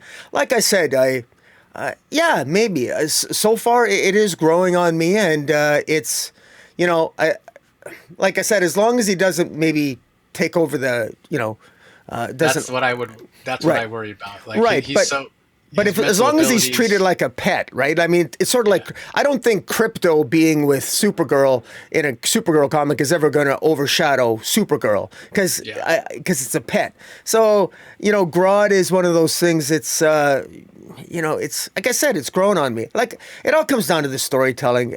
And I like the fact that an old guy like me, and I'm sort of, I always consider myself too set in my ways, but it's refreshing, and I actually feel better when when my expectations are subverted, and just when my biases, when I can overcome my own biases because of storytelling, that's how I know that I personally become impressed. And Jeff Lemire, I wasn't a fan of this title when it first came out in terms of the Absolute title. It wasn't one of my favorite, but it's getting consistently, it's getting better and better and better. So I have to say, I'm like I said, to make me love Grodd, that's impressive. Because I'm not somebody who likes apes. I'm not one of those. I don't have an ape appearance in comic. You're talking about some people like apes in comics. That's not me. Apparently, according to sales numbers, data from years and years, from decades and decades of comic selling, when you put an ape or a monkey on the cover of a comic, it sells better. Which I'm there with you. Like, I could care less. I'm not a big.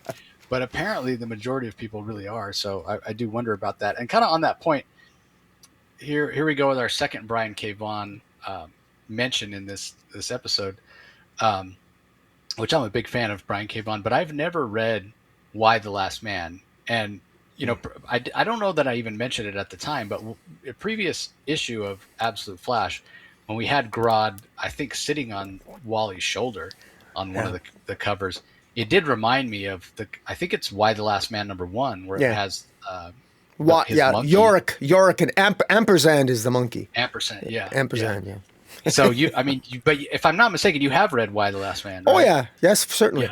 Yeah, but that was an awesome series. I quite enjoyed that. But he was also It was just well written. And Ampersand always had this habit of throwing his shit at Yorick. He'd poop and he'd throw his poop at Yorick. And that's actually what ended up being the spoiler alert. That's how Yorick became immune. And that's why Yorick was the last man. It was because of all the poop that his monkey threw at him actually made him immune. That's literally the truth. That's hilarious. Yeah. That's Anyways, awesome. I didn't want to ruin it for you, but yeah, that's very BK. That's very BKV. But the reason I bring it up is I mean, that's an example, right? Like, even though Ampersand was clearly, a regular member of the cast, he was a pet. He didn't take over. He didn't like steal any of the spotlight or agency from Yorick as a character. Yeah. Although he did play a significant role in the end. But yeah, exactly. That's awesome. Yeah. All right, let's move on. Up next, we've got Batman, Superman, World's Finest, number 53 from writer Mark Waid.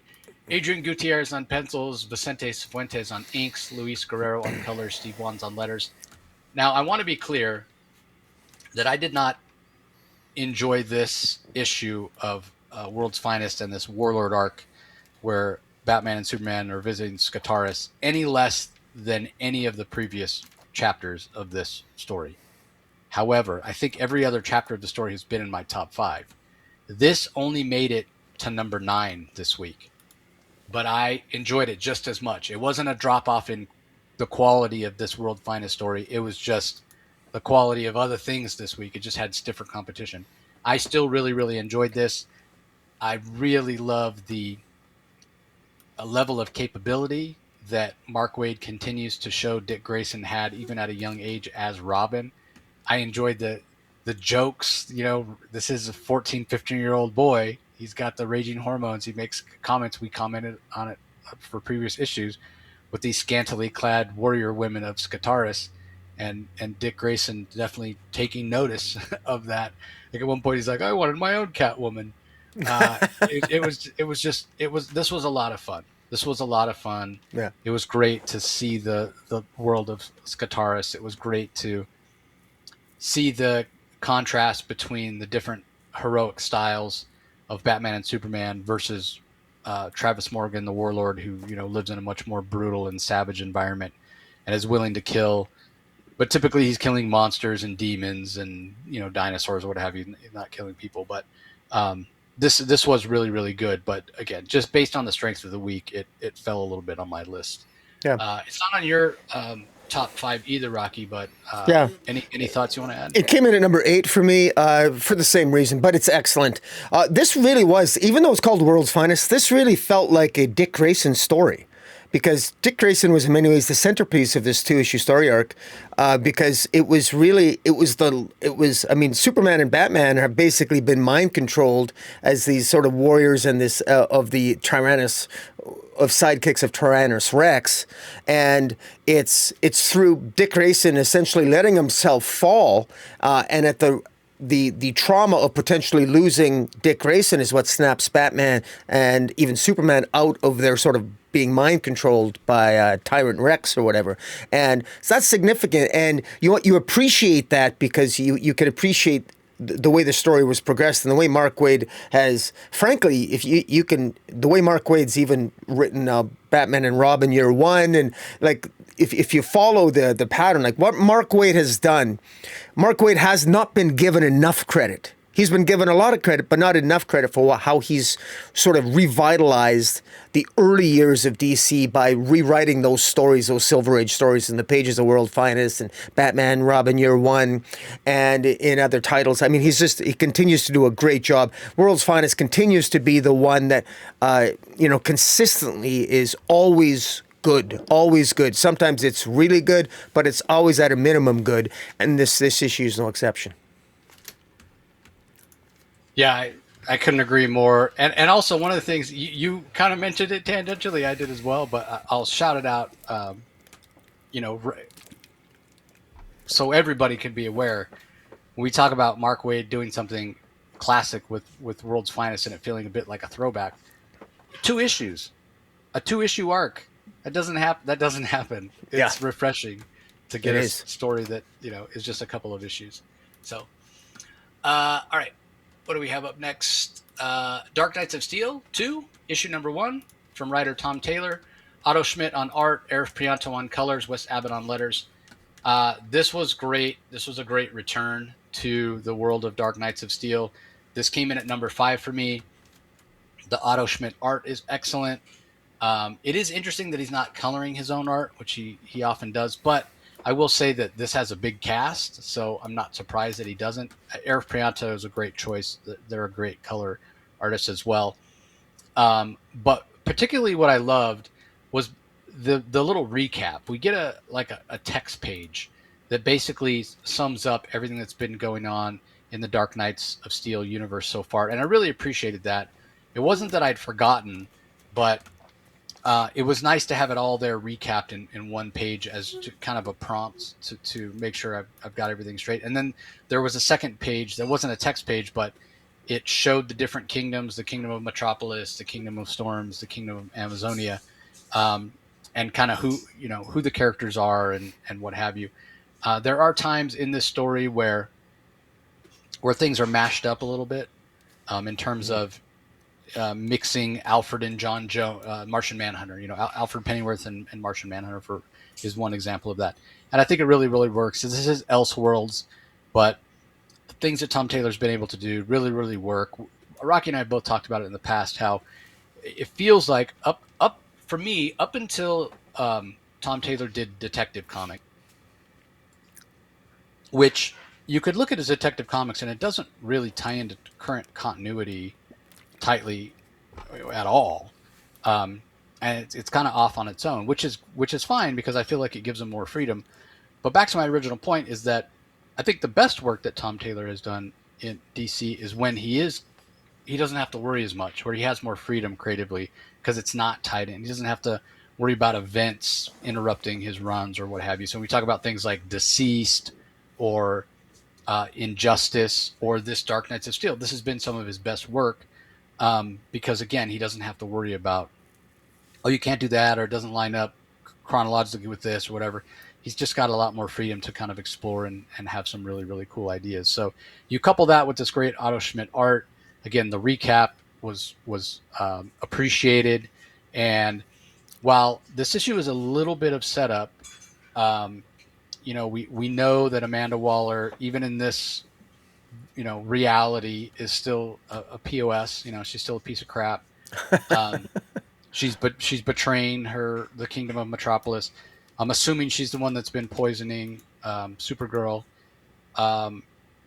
There's a lot here to be explored. Bruce off on his own, what have you.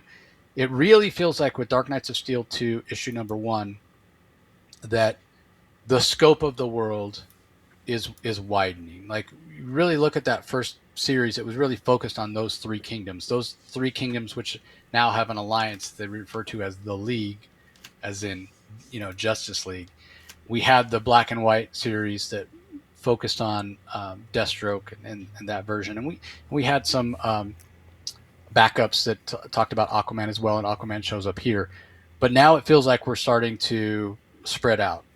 We're going to get a chance to see more of the world of Dark Knights of Steel, which I think is a really, really good thing.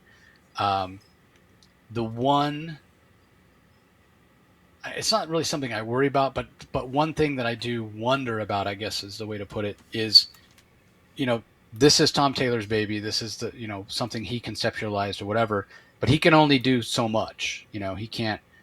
But I feel like the world of Dark Knights of Steel is rich enough and interesting enough that it could almost support its own line of books, kind of like Absolute in a way. Well, it's getting another story next issue, next week, right? I think so. Yeah, we get the Aquaman. We get the Aquaman story. Which I think that one's just a one shot, if I'm not mistaken. But my point being, I'm more interested in the world of Dark Knights of Steel than I am in this Midnight universe that Marvel's coming up with.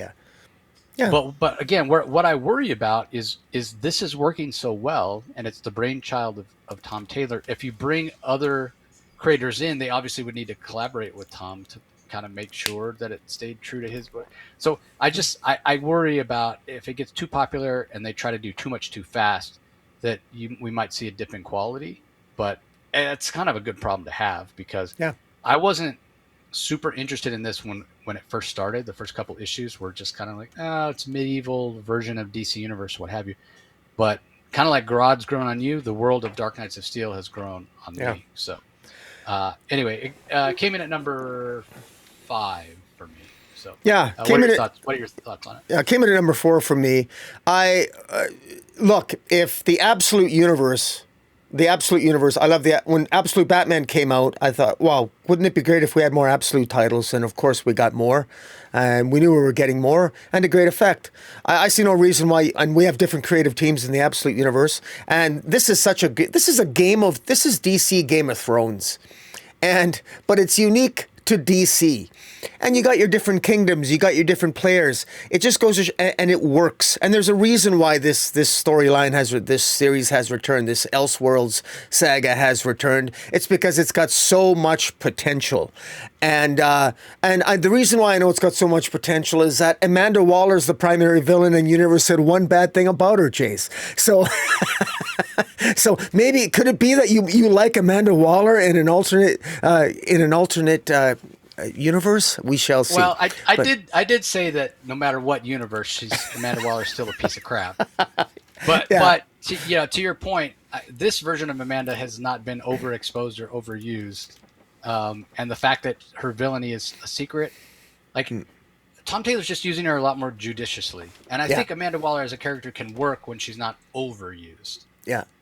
Yeah, and it's nice that this isn't a complicated storyline, and the great thing about it is that if you want to get into the Dark Knights of Steel, all you got to do is pick up a couple of trade paperbacks, man, and it's it's a good story to get into. It's well told, leading up to this, and that's what's great about it. You don't necessarily need, it's not like George R. R. Martin where you got to wait 12 years for the next chapter, and you got to legitimately question whether or not you're ever going to get another chapter. But that's a side note. But yeah, this is well done. Like you said, this is a setup issue. Amanda Waller's clearly got something planned. It apparently involves perhaps the death of the House of L, with some sort of maybe kryptonite poisoning or something that might be killing Kara here, who just had a wedding or some sort of ceremony welcoming her into Amazonia. And she's got a relationship with this version of Wonder Woman. Meanwhile, Batman is still missing. The last time we saw Batman was when he was in the land of the Frost Giants or whatever the hell that was. That series last year, I forget the name. In any event, he ends up meeting Talia al Ghul here. He meets up with her again. So in this universe, is Batman going to end up with Talia al Ghul? I don't think we've seen this version. This particular, have we seen the version of the Dark Knights of Steel version of Catwoman? I don't think we have. But in any event, that's what I love about this. As a longtime DC lover, to see all these characters in different settings so well written, I mean, it's hard not to love it for the similar set of reasons that I love the Absolute Universe. When the writing is good and the characters I'm already predisposed to love, it's a win-win combination. Yeah, a couple of variant covers that are really awesome. The main cover by Yasmin Putri. Then we've got the one in the middle right there is from Travis Moore, with Batman on horseback with Talia behind him. I think that's really great. And then the other one that's behind me is very classic fantasy looking by Gerard Perel, and there's a foil version of that one as well. Completely looks like an homage to like the Conan movie poster from back in the day. So, all right. Up next, we have New Teen Titans, issue number 37, written by Tate Brombal. Sami Basri is the artist, Adriana Lucas on colors, Tom Napolitano on letters. This came in at number 12 for me, if I'm not mistaken. This is just not really resonating with me. I have a feeling that it came in even lower than that for Rocky. We'll have to wait and see. There are hints here of Static about to join the Titans. It was great to see a little bit of kind of background and spotlight on Kid Devil, because I think he's an underused character. There are interesting character dynamics, and Tate Brombal does a good job with the humor or what have you, but I still feel like this series, this run from Tate, it hasn't found its footing yet, and yet we're already, I think, 5 issues into it. I find myself missing the John Layman run of this. Yeah. So yeah, I don't really have much more to say Yeah, than that. So I wish I had more to say too. I will say he continues to develop. It's nice to see Spoiler continue to rise in the ranks. She's becoming more of a leader, and she's overcoming perhaps some insecurity issues in this issue, and she's she's rising in the ranks there. But it's funny, the the makeup of this team is such that all the all the characters, I feel very strongly that all the characters that DC literally has no idea what the hell to do with, and they were directionless, have been thrown on this team. I mean, this is literally a roster of the forgotten, boring characters.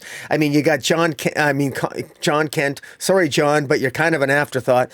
You've got Yara Flor, who was basically a failed Wonder Woman experiment, and sadly, Static is going to be introduced into this, and Static coming off the really great debut of the Dakota, whatever that one shot was of the, what was it called, City of the that one shot City of Dakota, of the Milestone universe. yeah, To get Static here in this title, where, I mean, hopefully he can bring some excitement to this team, and give some direction to this. But I'm not a fan of where the plots are. I'm not really into this, what Cyborg's got planned here with what he's building, the heart. And I just I don't know what. I don't know. This team has no reason to be together. Individually, I still haven't. There's no reason why these individual members should have suddenly gotten together to form a team. It's still missing that, and so from the very beginning, it's still missing this team is still missing a reason to exist. And Nightwing's still on this team. And even Nightwing had to, there's too many characters here. There's too many characters. And it's just, Tate Brombal, this would be a challenge for any writer. There's no disrespect to Tate. I mean, I'm enjoying his Batgirl, and he's also did a series with Columbus, what was it? It's an indie title.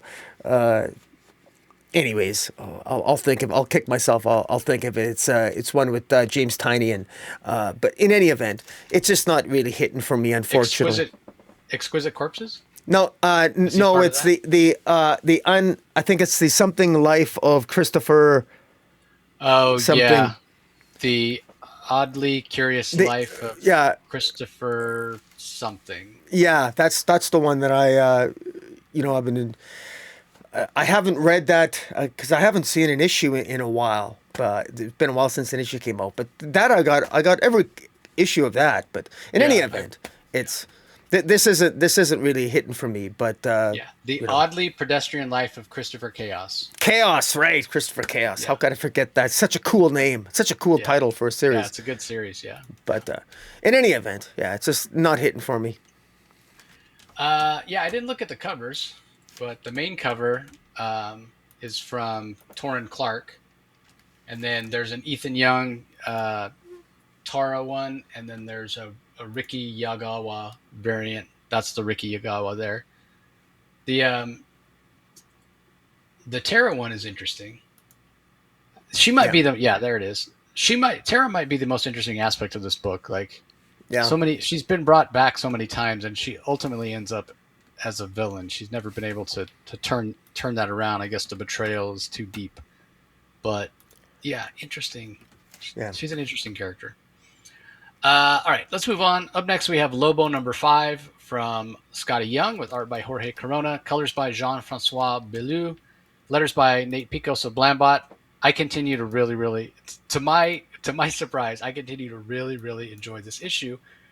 But again, it came in at number 11 for me, and I ultimately couldn't rank it any higher just based on, again, the strength of this week. But there were laugh out loud funny moments. I especially loved when there was one particular. So the whole idea is that the group that originally hired Lobo to give him a television show and then fired him, now they're getting all this feedback from the audience members, and they all love Lobo. And so the head of the network is, his bosses are telling him, you got to bring Lobo back. You got to bring Lobo back. He doesn't want to. Last thing he wants to do is deal with Lobo. He's like, I can solve my problem by, if Lobo's dead, I can't bring him back. So he puts out a contract on Lobo. And one of the people that responds is Lip Balm.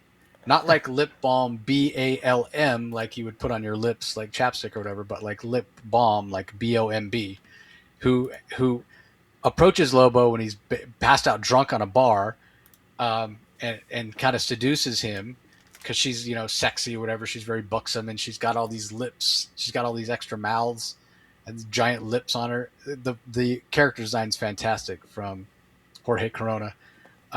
And she takes Lobo to a hotel room and puts him in bed, and then she's like, I'm going to go slip into something, less comfortable, she says, and comes out guns blazing. And it's laugh out loud hilarious to see both her character design and the way she plays Lobo and whatever. And Lobo is Lobo throughout.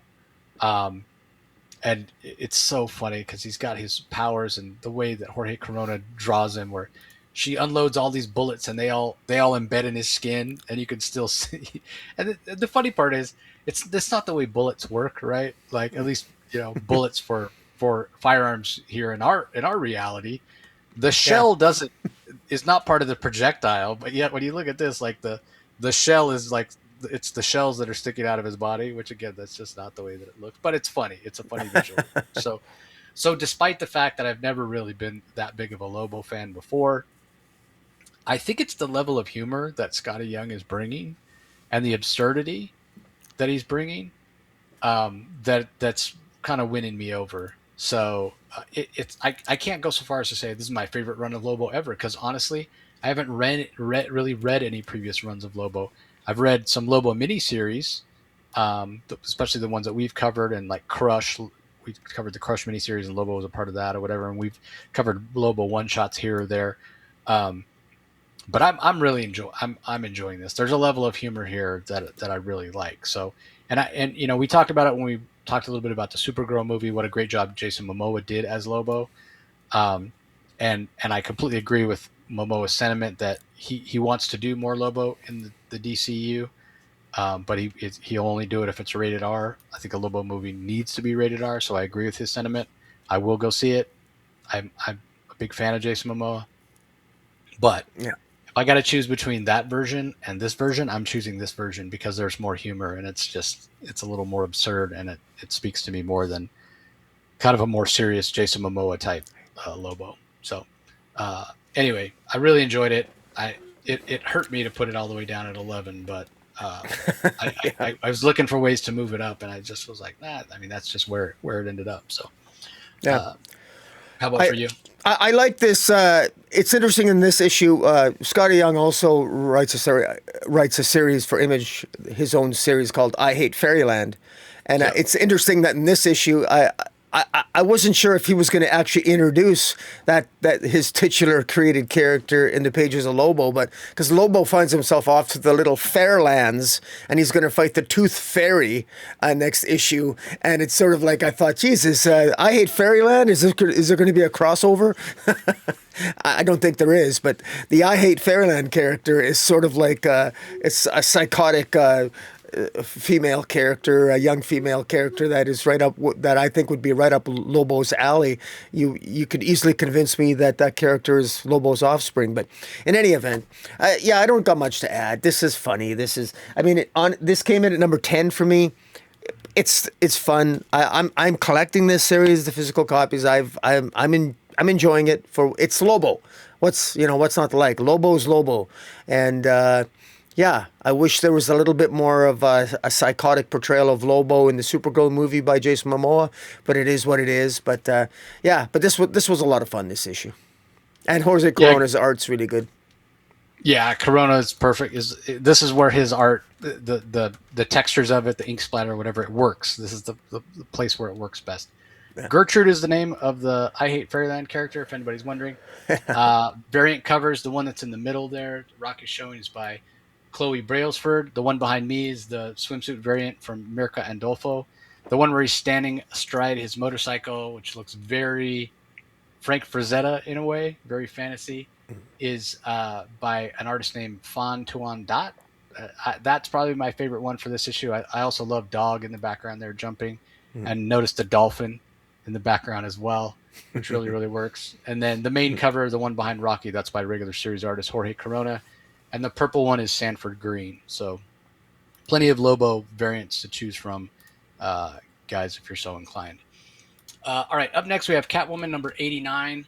This continues to be a series that is best described as a slow burn, and one that I think, as far as Torunn Grunbeck's entire Catwoman run, is probably going to be better read in a collected edition. But this is Exploding Kittens Part 2, Torunn Grunbeck on script, David Gianfelice on art, Patricio Del Pesce on colors, Steve Wands on letters. Again, a book I'm really, really enjoying. It has been a slow burn, but it's quality storytelling, and it's pulling me in more and more as it goes on. And we are now to the point. I complained a little bit early on that it was flashing back to Selina in her early days as Catwoman, where she's undercover, and the cast was so big and it was hard to keep straight who was who, especially because even Selina herself wasn't in costume or whatever, and it was just really hard to kind of keep track. But as time has gone on, you become more familiar with the characters. But also, Selina's back in Gotham now, which I appreciate, because she was in Europe and it wasn't a familiar setting, and it did feel a little less familiar. But now she's back in Gotham.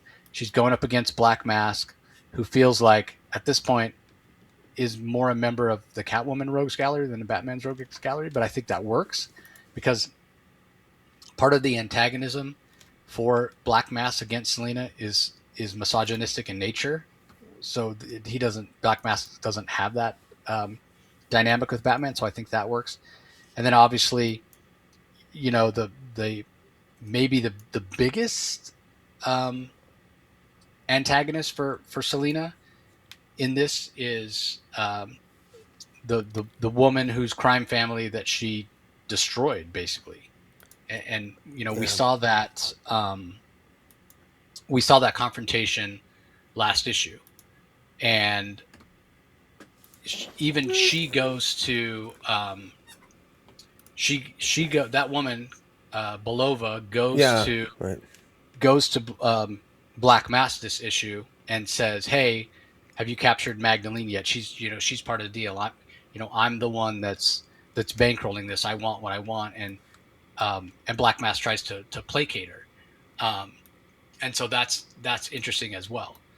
But the whole idea of this Katrina Belova holding a grudge and bringing that grudge, from Europe to Gotham City, bankrolling Black Mask, and really kind of putting the screws to Catwoman is interesting. It makes the entire run of what Torunn Grunbeck has done tie together really, really well, and it's why I say it'll probably read better as a trade.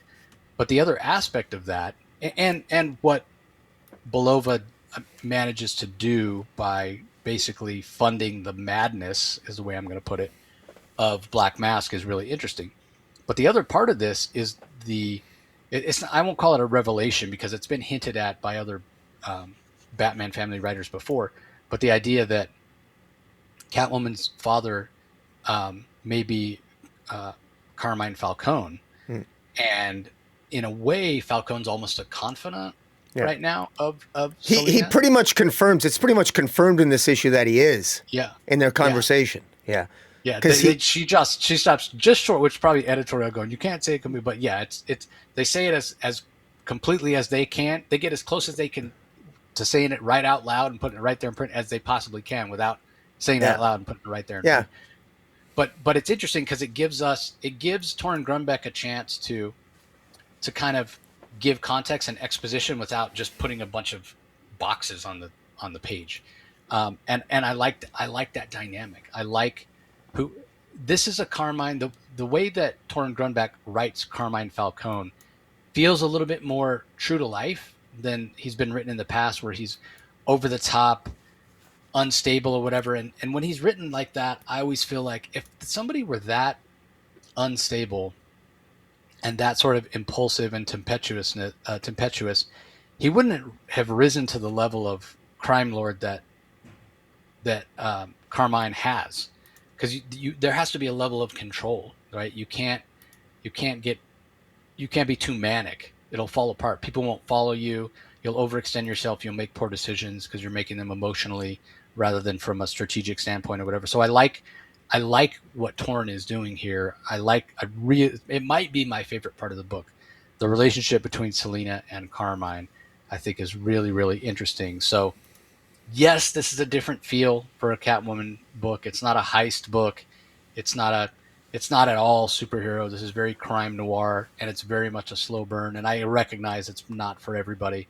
I imagine some people have probably dropped off because it just moves too slowly for them. And I'm not buying the physical copies either. But I do think this is quality storytelling from Torunn. But I do question whether this is the right format, right? Like I've talked to a lot of different people recently about um, experimentation in comics with doing things in different formats or whatever. And that's a tease of things to come that I can't say any more than that because I don't want to give it away. But I do wonder, like, would this book be better served to come out quarterly and we get, you know, 60, 70 pages of story at a time? I'm just, it might sell better that way. It might feel more satisfying to a lot of readers. But Yeah. anyway, the art is perfect. The colors are perfect in terms of suiting the mood of the story that Torunn's playing. So I'm really enjoying this. I don't know if I gave my ranking. It came in at number 7, but in a week with less books that were just bangers, this probably would have made my top 5. Yeah. Anything else you want to add, Rocky? Yeah, this came in at second last for me. I think that finally the art. I think the art has improved. The artist has improved from issue to issue. This is the best that Selina has been drawn in this series, probably since Torunn began her run. Because I think that this series has suffered by having the art's not been up to snuff. But I really likes the way that Selina is drawn in this issue, and Catwoman in particular. There's a couple of pages that are she actually looks sexy, which was, just I think is very important. This hasn't the story itself. Since I know what the story is, there's a lot's happening. I just find that the way that it's just not hitting for me. I acknowledge that a lot's happening, and it's finally coming together. It really is. This Belov character and Carmine Falcone. Actually, he says, "Does she know that I'm your?" And he doesn't say it. He goes, "That we're related." So his relationship with Selina, it's the strongest aspect of Torunn Brombeck's run so far. It's the first time that a writer in comics has really explored the consequences that Selina Kyle has a father who is a major mob figure in Gotham. That was really in the Batman movie. It hasn't really been explored. It's been hinted at, but hasn't really been explored in the pages of Catwoman's own comic. So it's a lot of potential there, and I think more could be done with it, and we'll see where it goes. But again. This is something definitely it's going to read. This will absolutely read better in the trade. And it's just, I still say that first arc that introduced us to this Belov character, had it been a little bit, I thought that was very poorly paced. I think potential readers were lost because of the wonkiness of that initial run. I do note that I wish this was higher up on the sales charts than it actually is. Because I think now this series is finally starting to come into its own. Because I think this is more exciting now as a series than it has been since the beginning. This is arguably we're at the height of this second big story arc, and it's really starting to come into its own. And it's good to see. It's good to see. It's about time, in my opinion.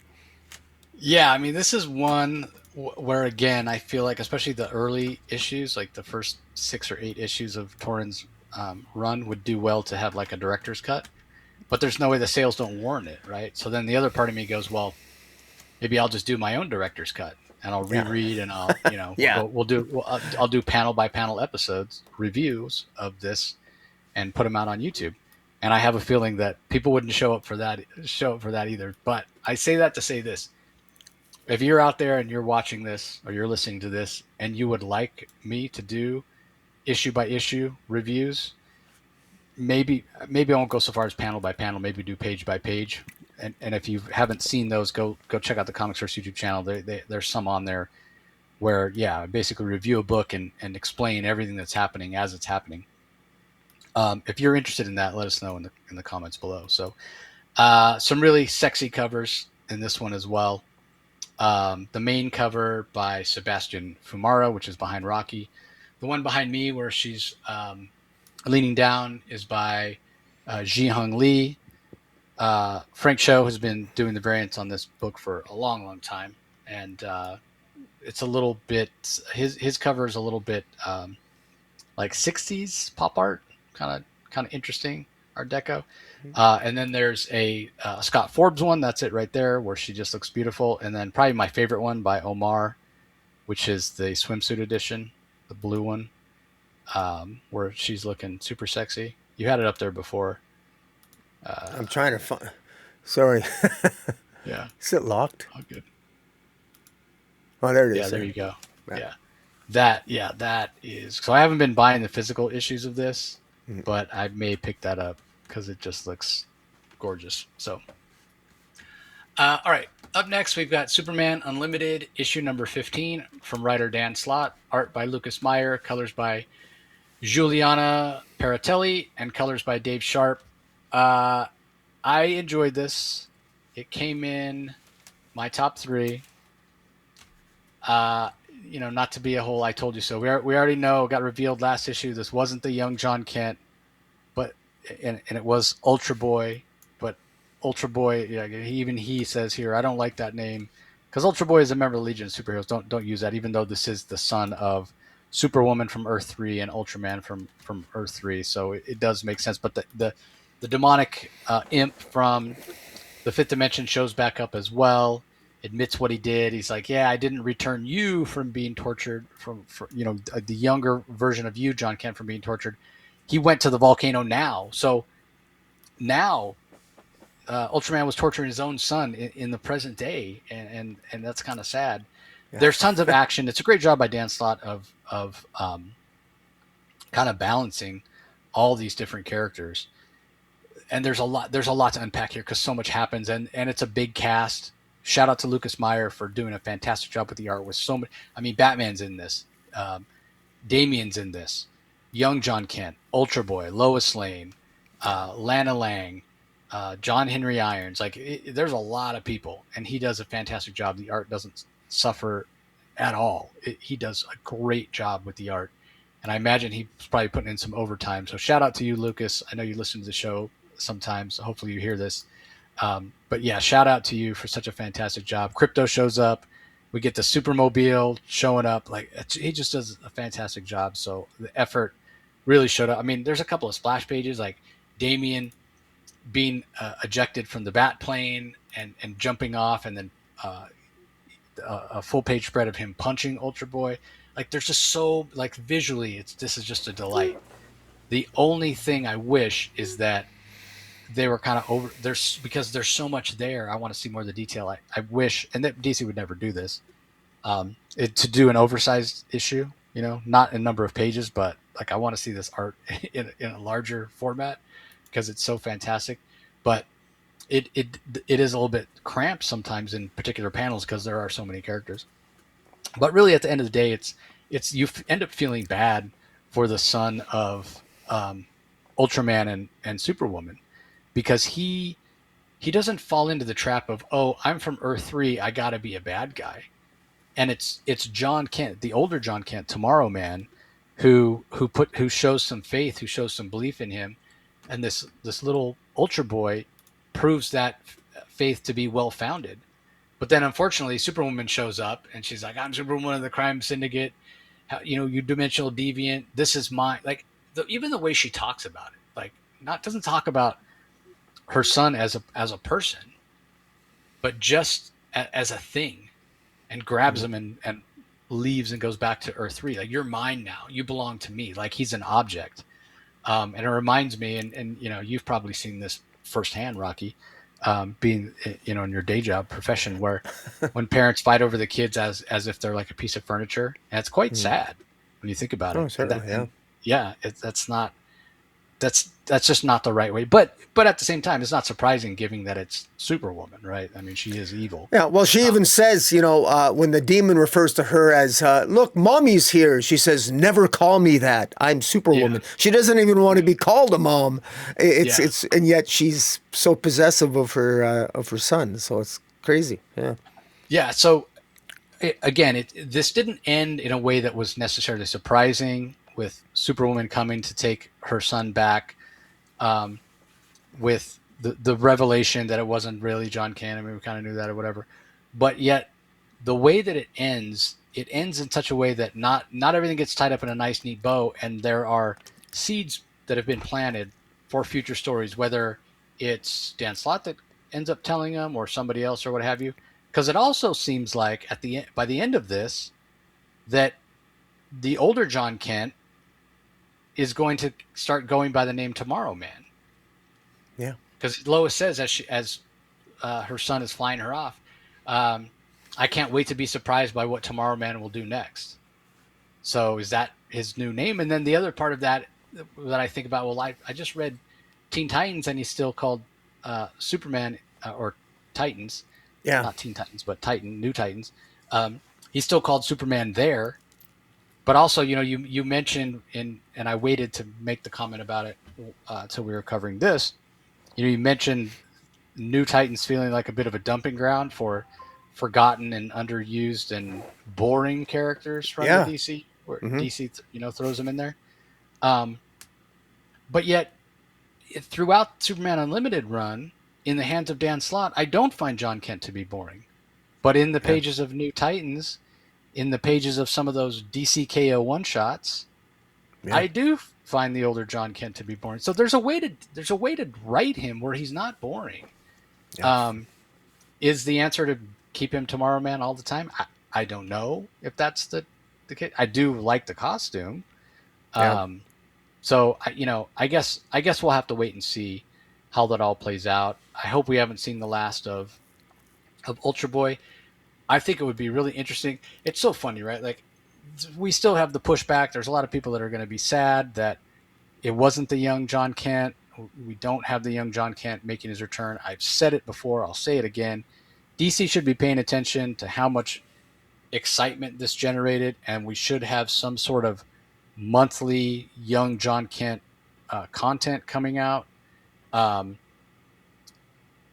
But I say all that to say this young Ultra Boy, I almost wish it could be flipped in a way, because I think a really interesting story with the young Ultra Boy is to have him be a little bit older, and him having the Lex Luthor of Earth 3 as a mentor, because the Lex Luthor of Earth 3 is like the one hero on the planet. Hmm. And have the young son of and when I say young, like the age of John Kent now in the main universe, so like 17 years old, 17-year-old son of Ultraman and Superwoman on Earth 3 with Earth 3 Lex Luthor as a mentor, being the one that goes up against the crime syndicate, right? Like, you have that family dynamic. Yeah. Son, why won't you follow in our evil footsteps? And no, I learned a better way from Tomorrow Man. I was on the main Earth, and I learned a better way. I think that would be interesting. So it's almost like I want him aged up a little bit, but I still want the young John Kent, but that's not coming back. But anyway, it is what it is. I enjoyed this. We also have Lana Lang, having absorbed or been changed by the El Caldero kryptonite, which seems to have a little bit of a different effect. Batman was able to transform it into blue kryptonite at some point, but he only had a little bit of the material, and the fact that he said it's impossible to replicate, it's really expensive to make and impossible to replicate. So what's going to happen with her? Like, there's so much here. There's so much that happens. I love, this is kind of a throwback to old style comic book writing of the Bronze Age, where yes, we got the main story resolved, sort of, but a few things were left dangling, but also all these other ideas were introduced. I know Dan Slott doesn't write the fastest and can sometimes struggle with deadlines, but I hope he stays on this long enough to pay off some of these ideas, because I really, really have enjoyed this. It's teased on the last page that where we're going next is the crossover that's coming, the Kingdom of Zod crossover. So that I'm sure that's where this will go next. But I hope we get back to some of these ideas that were introduced in this issue, and I am really curious overall long term. I hope he does. I think it's for him. Connell and his father and all that. And I think you can do different things with him if you just give him a different identity. I think the costume works. But I am curious what overall readership will think about that, and I'm curious what you think about that as well. Yeah, I quite enjoyed this issue. I thought, look, you got to DC had Don Slott had the Dan Slott had the unenviable task of trying to put lipstick on the pig of the aging up of John Kent, and frankly, I think this story, if you're not going to have John Kent returned and aged down, this was good. I enjoyed this. I thought this tugged at the heartstrings a little bit. The fact that it shows Ultraman's cruelty, that he actually tortured his actual son just as badly as he tortured John Kent. It's horrible. And that Superwoman, and just to be clear, Superwoman of Earth of the Crime Syndicate, this is Mark Waid's version of the Crime Syndicate that was in the pages of World Finest. Lois Lane, the Earth 3 Lois Lane is Superwoman, and she's very cruel. She's obviously a terrible mother. She's all about possession and getting her son back. And it's also worth noting a reference here that Ultraman is dead.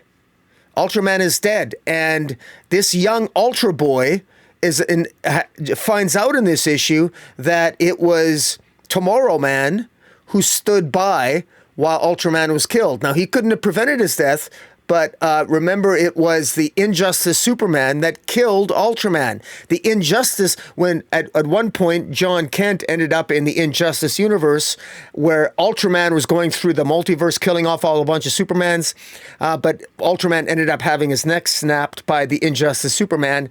And I think arguably, at least in the opinion of this demon, John Kent could have prevented that. He couldn't have, but it happened too quick. But you can already see the brainwashing that the next time Tomorrow Man meets this young Ultra Boy is, with the relentless brainwashing that his mother, the Superwoman, will do on him, he's probably going to be the odds are very much against Ultra Boy ending up on the side of angels, but like you said, it makes, because I had mixed feelings about this. I thought, geez, I didn't want Ultraman to die, but think about it now. We got Earth 3, the Crime Syndicate, but without Ultraman. Instead of Ultraman, we've got a young Ultra Boy. And we don't even know his name. Is his name Clark? What is young Ultra Boy's name on Earth 3? Is it John Kent? Is it something else? What are they, because it's Lois Lane's kid. We don't even know what his name is on Earth 3, I don't think. In any event, so like I said, it's interesting. Is he going to end up, like you said, he could end up being with Lex Luthor on Earth 3. He could end up being an anti-hero, the Earth 3's version of an anti-hero. So I would love to have a series based on this now. So this could end up being a situation where it's sort of like the Hal Jordan, when Hal Jordan became corrupted and destroyed the Green Lantern Corps. And I thought, oh my God, they just ruined Green Lantern. Then all of a sudden he became Parallax and he was redeemed by Jeff Johns, and it was one of the greatest Green Lantern stories of all time. This could be a thing that what started off terrible might end up being something that's quite extraordinary to explore the adventures of a young John Ultra Boy in the Earth 3. So it could be something that might be better in the long run that this has happened. So in any event, I thought it was, I quite enjoyed this. I'm looking forward to it. I have mixed feelings. I don't like Tomorrow Man's mask. I don't think Tomorrow Man should wear a mask. I think that's kind of silly. But very clearly, I think DC wants to distinguish John Kent and older John Kent from Superman, because I think it's a failed experiment. But of course, I'm wrong if the storytelling is good. And Dan Slott's done a pretty good job here of making Tomorrow Man interesting, much more interesting than he is in the pages of Teen Titans. That's for sure. Yeah, interesting. You could call it a failed experiment. because we've both talked about how he's become kind of an icon for the LGBTQ community, Yeah. which is fine. But at the same time, I feel like they had other people that would have filled that role if it wasn't John Kent or whatever. I still, it would be interesting. Like, there's no way to know, right? Like, if you had kept telling Super Son stories and not aged John Kent up, would DC have made more? Would it have been more financially beneficial to do that or do what they did with John Kent? And again, there's no way to answer that question. And endless debate. But as much as you say, yeah, this might turn out to be better in the long run because it's introduced this Earth 3 John Kent. But then you'll still have people that go, yeah, but if we had the young John Kent back on main Earth, then you could do team ups with Earth 3 John Kent, young John Kent, and main Earth John Kent, or they could be enemies, boys that fight, whatever. I mean, again, there's any number of ways to slice it. So yeah, there's no way to really know. But the thing that is definitely true, you touched on it, I touched on it, is the potential here is really, really interesting. Also, for those curious, we didn't mention it, but I did want to shout it out, is that Lois knew right away that Tomorrow Man was her son, was the older John Kent. We speculated on that at various times. She's like, yeah, you need a haircut. I recognized the hair right away. So kind of funny. Yeah.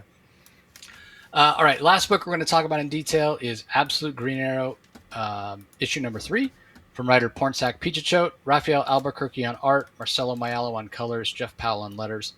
This did make my top 5, but I will say that it had a little bit of a different feel to me. This also feels like a story that's expanding in scope a little bit. And it felt like where the real difference that came for me, again, this is a book, we talked about it before, where really you could make the argument that it should be called Absolute Black Canary. She's the one narrating it. It's from her point of view.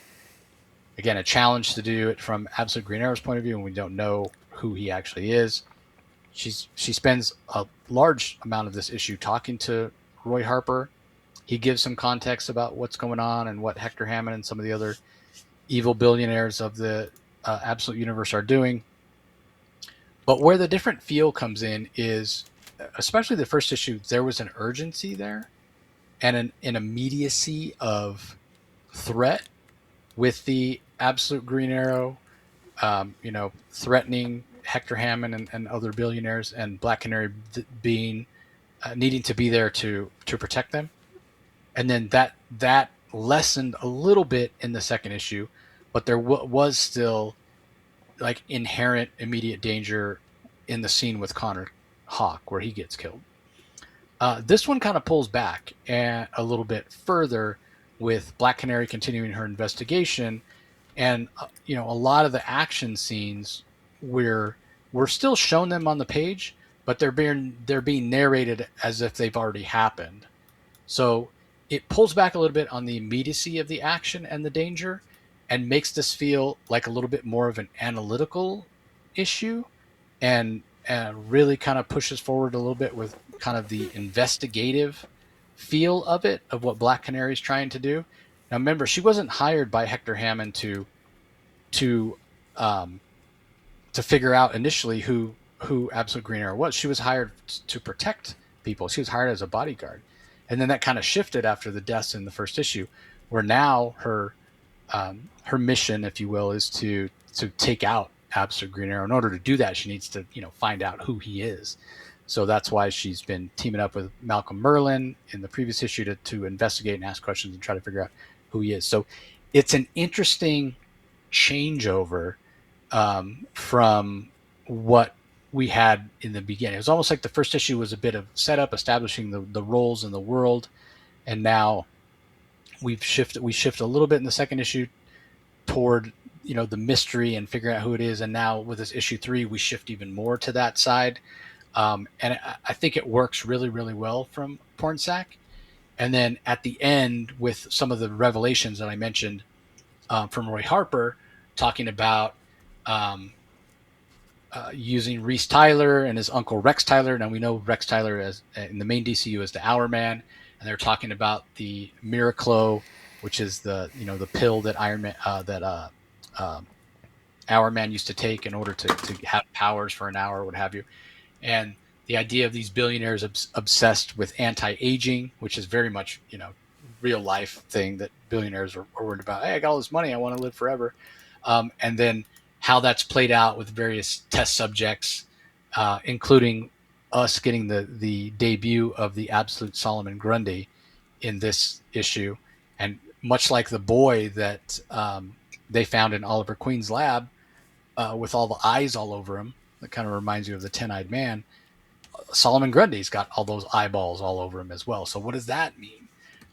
So I really like where this is going. It feels like it's switched over from a bit of an action-focused arc to a little bit more cerebral as we're going on. And I think Pornstach said with issue 4, he does something where things get twisted again. So that's going to be interesting to see. The art is fantastic from Rafael Albuquerque. It's exactly the kind of textured art that you want to tell this kind of story.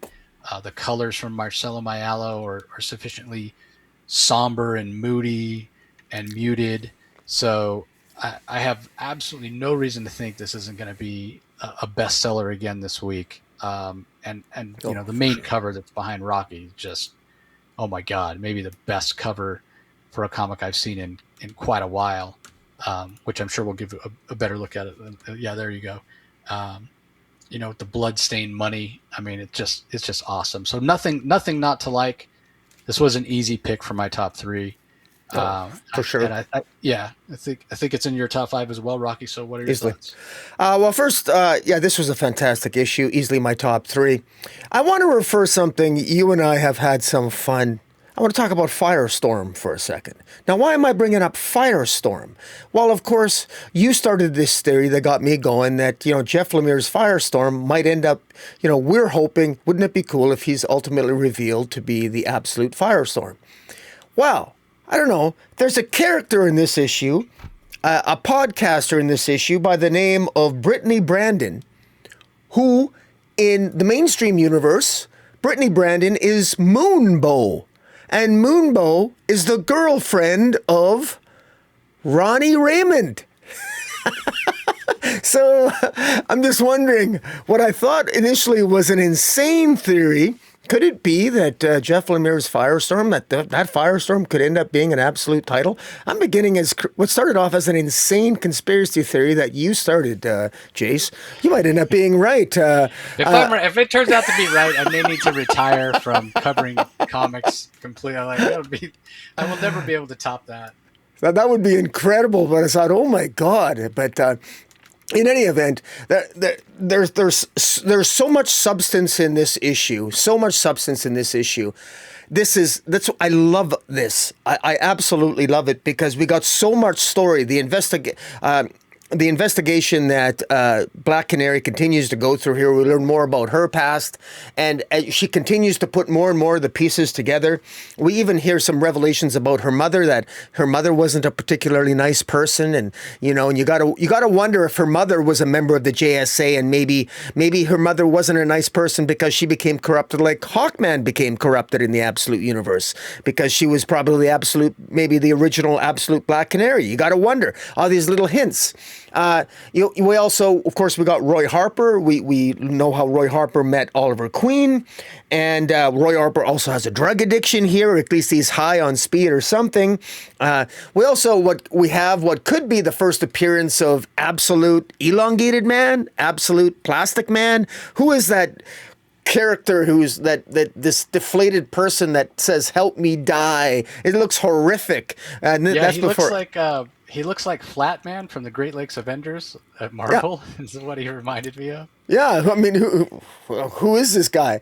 Could it be? I don't know. Like, what would you call him? Could it be?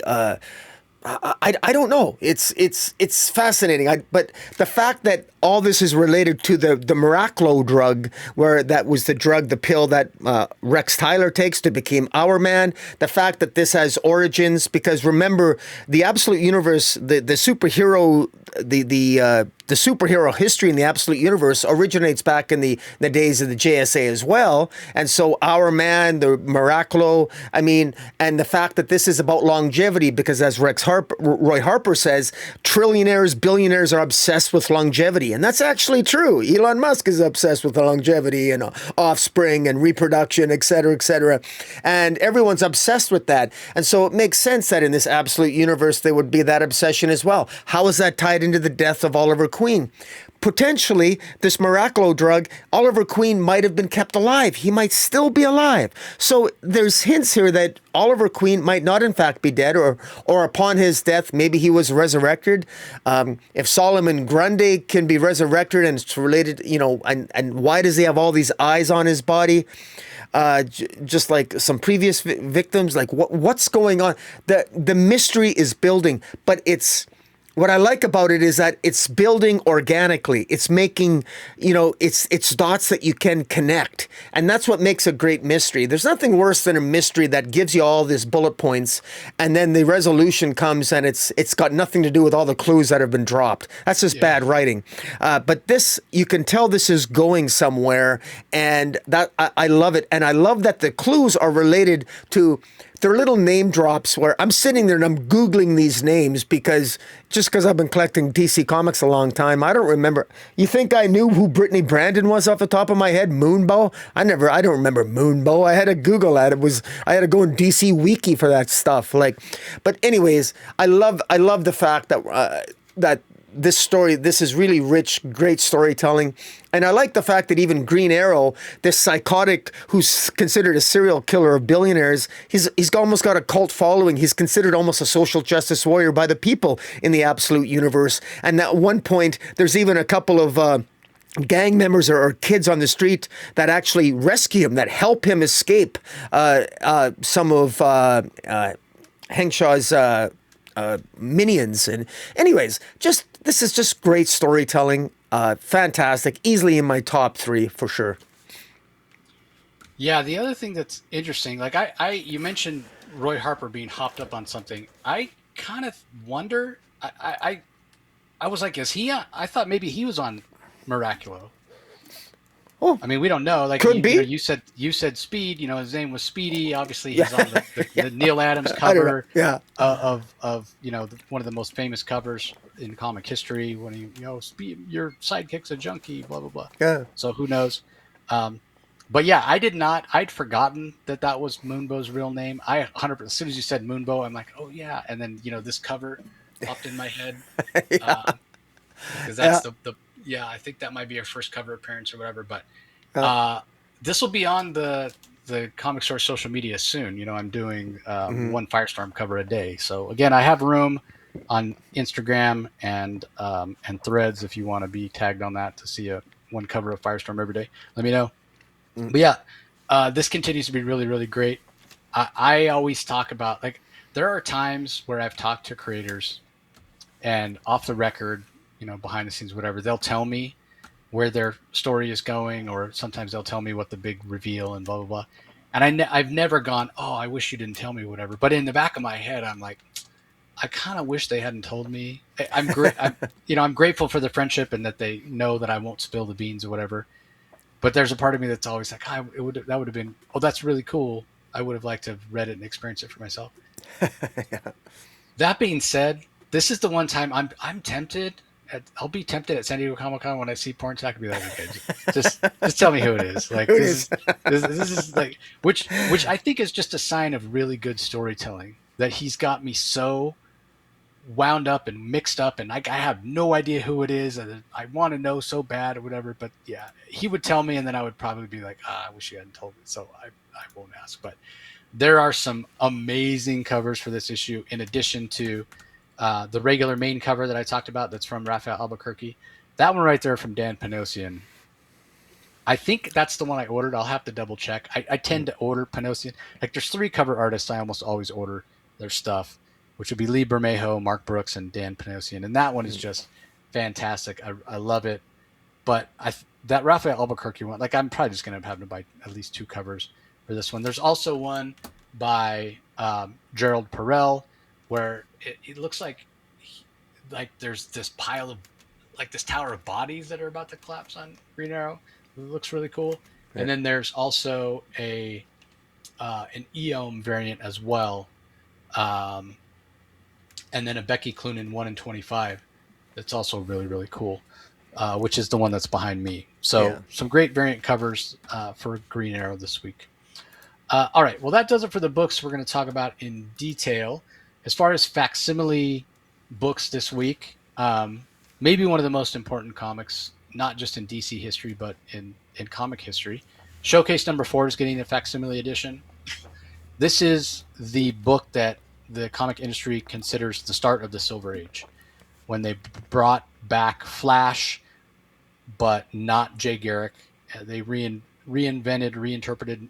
It's funny to say modernized, from the 40s to the 60s, but this felt modern for the 60s. I mean, 60s were very, talk about the space race, and science fiction was, as a genre was really taken off. And so having more of a scientific origin for Barry Allen and the Flash. And so I will never have the cash to own a Showcase number 4.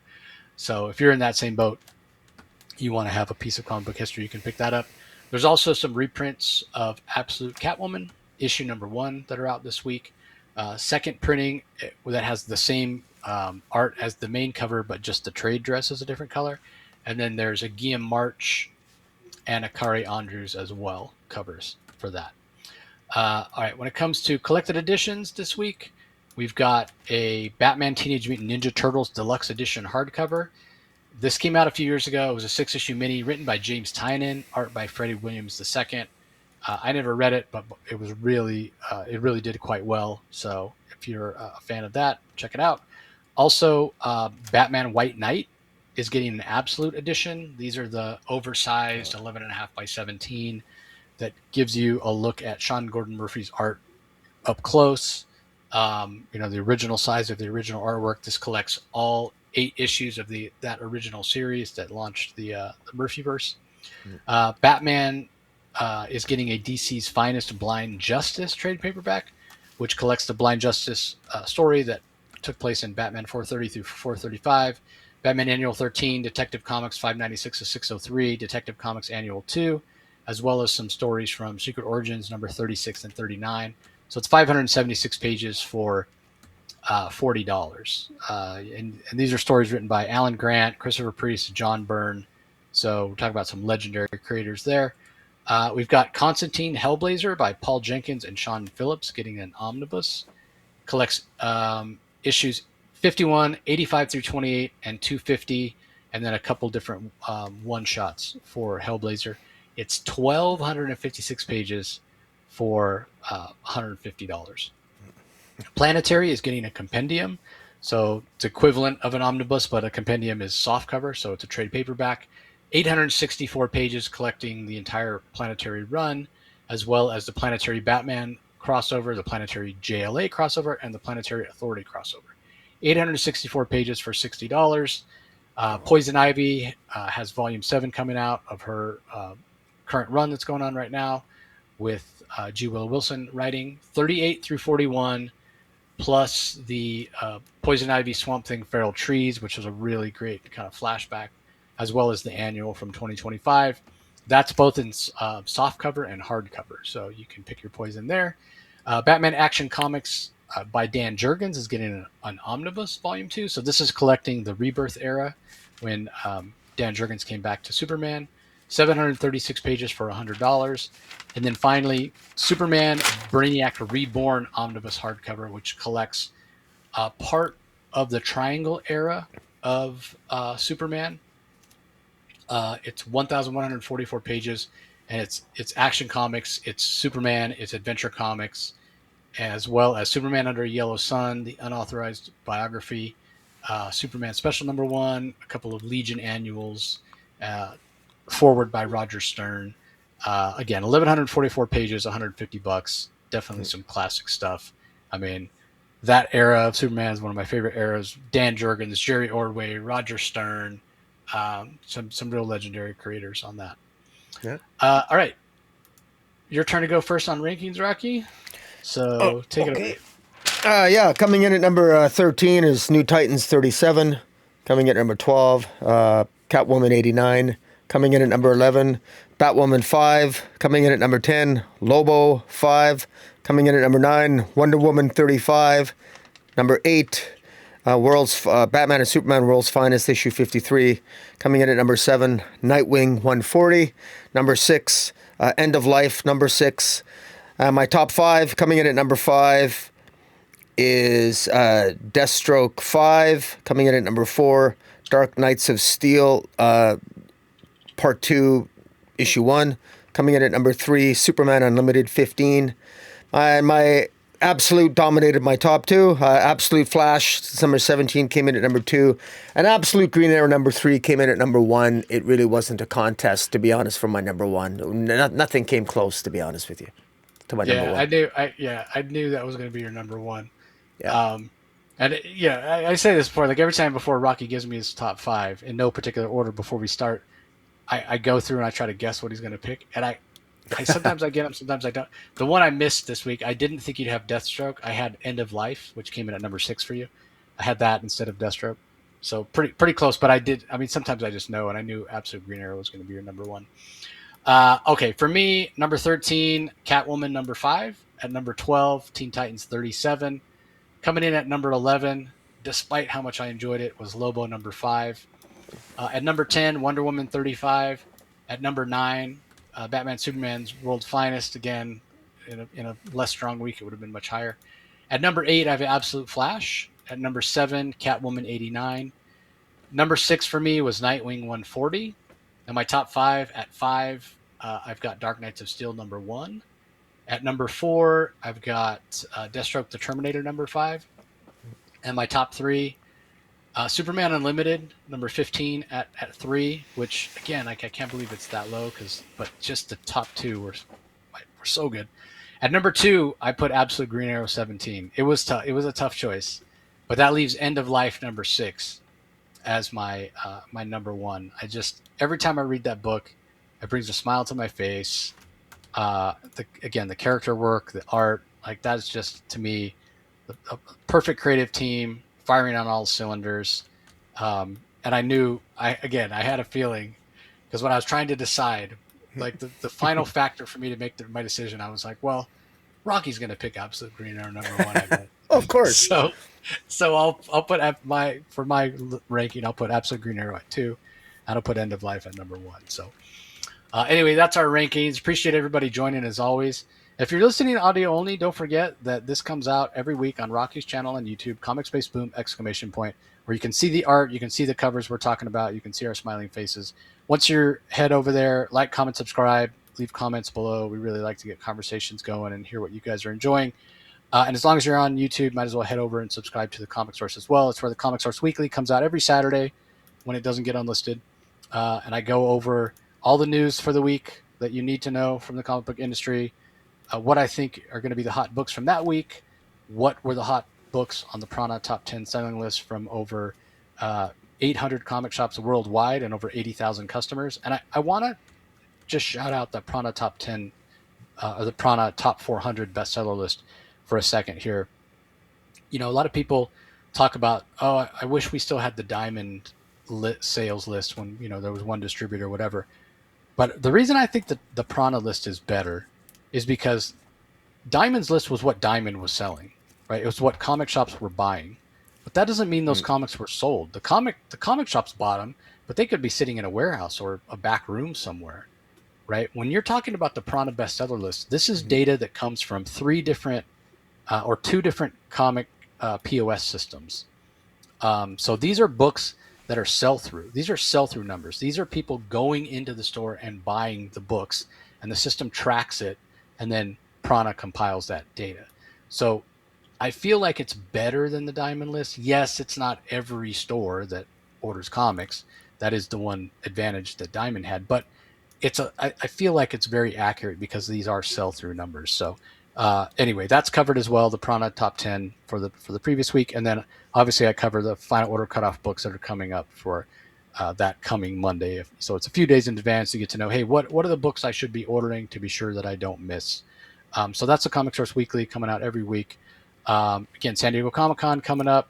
interviews over on the Comic Source YouTube channel. Make sure you're following me on social media. There's a chance I'm going to have some giveaways in San Diego. I'm still trying to work it out with some people. But regardless, especially if you're a DC fan, if you tune in every week, you listen, or you watch us on YouTube, I live tweet the DC panels, all the DC panels at San Diego Comic-Con. I know not everybody has the advantage or the ability or the financial means to go to San Diego every year, and it kind of sucks, right? Like, you'd like to be there and enjoy the excitement. This is the closest thing you can get to it. You don't have to wait till Bleeding Cool writes an article or whatever. You will find out the announcements right when I find out the announcement, as fast as I can type it in to Twitter and post it and show pictures of the preview art and whatever. So if you can't make it to San Diego, it's kind of the closest you can get to San Diego without being there when it comes to DC news. So be sure you're following Comic Source on social media, specifically X for that. So that's going to do it for this episode, everybody. Appreciate the support as always, and we'll talk to you next time. Catch you later.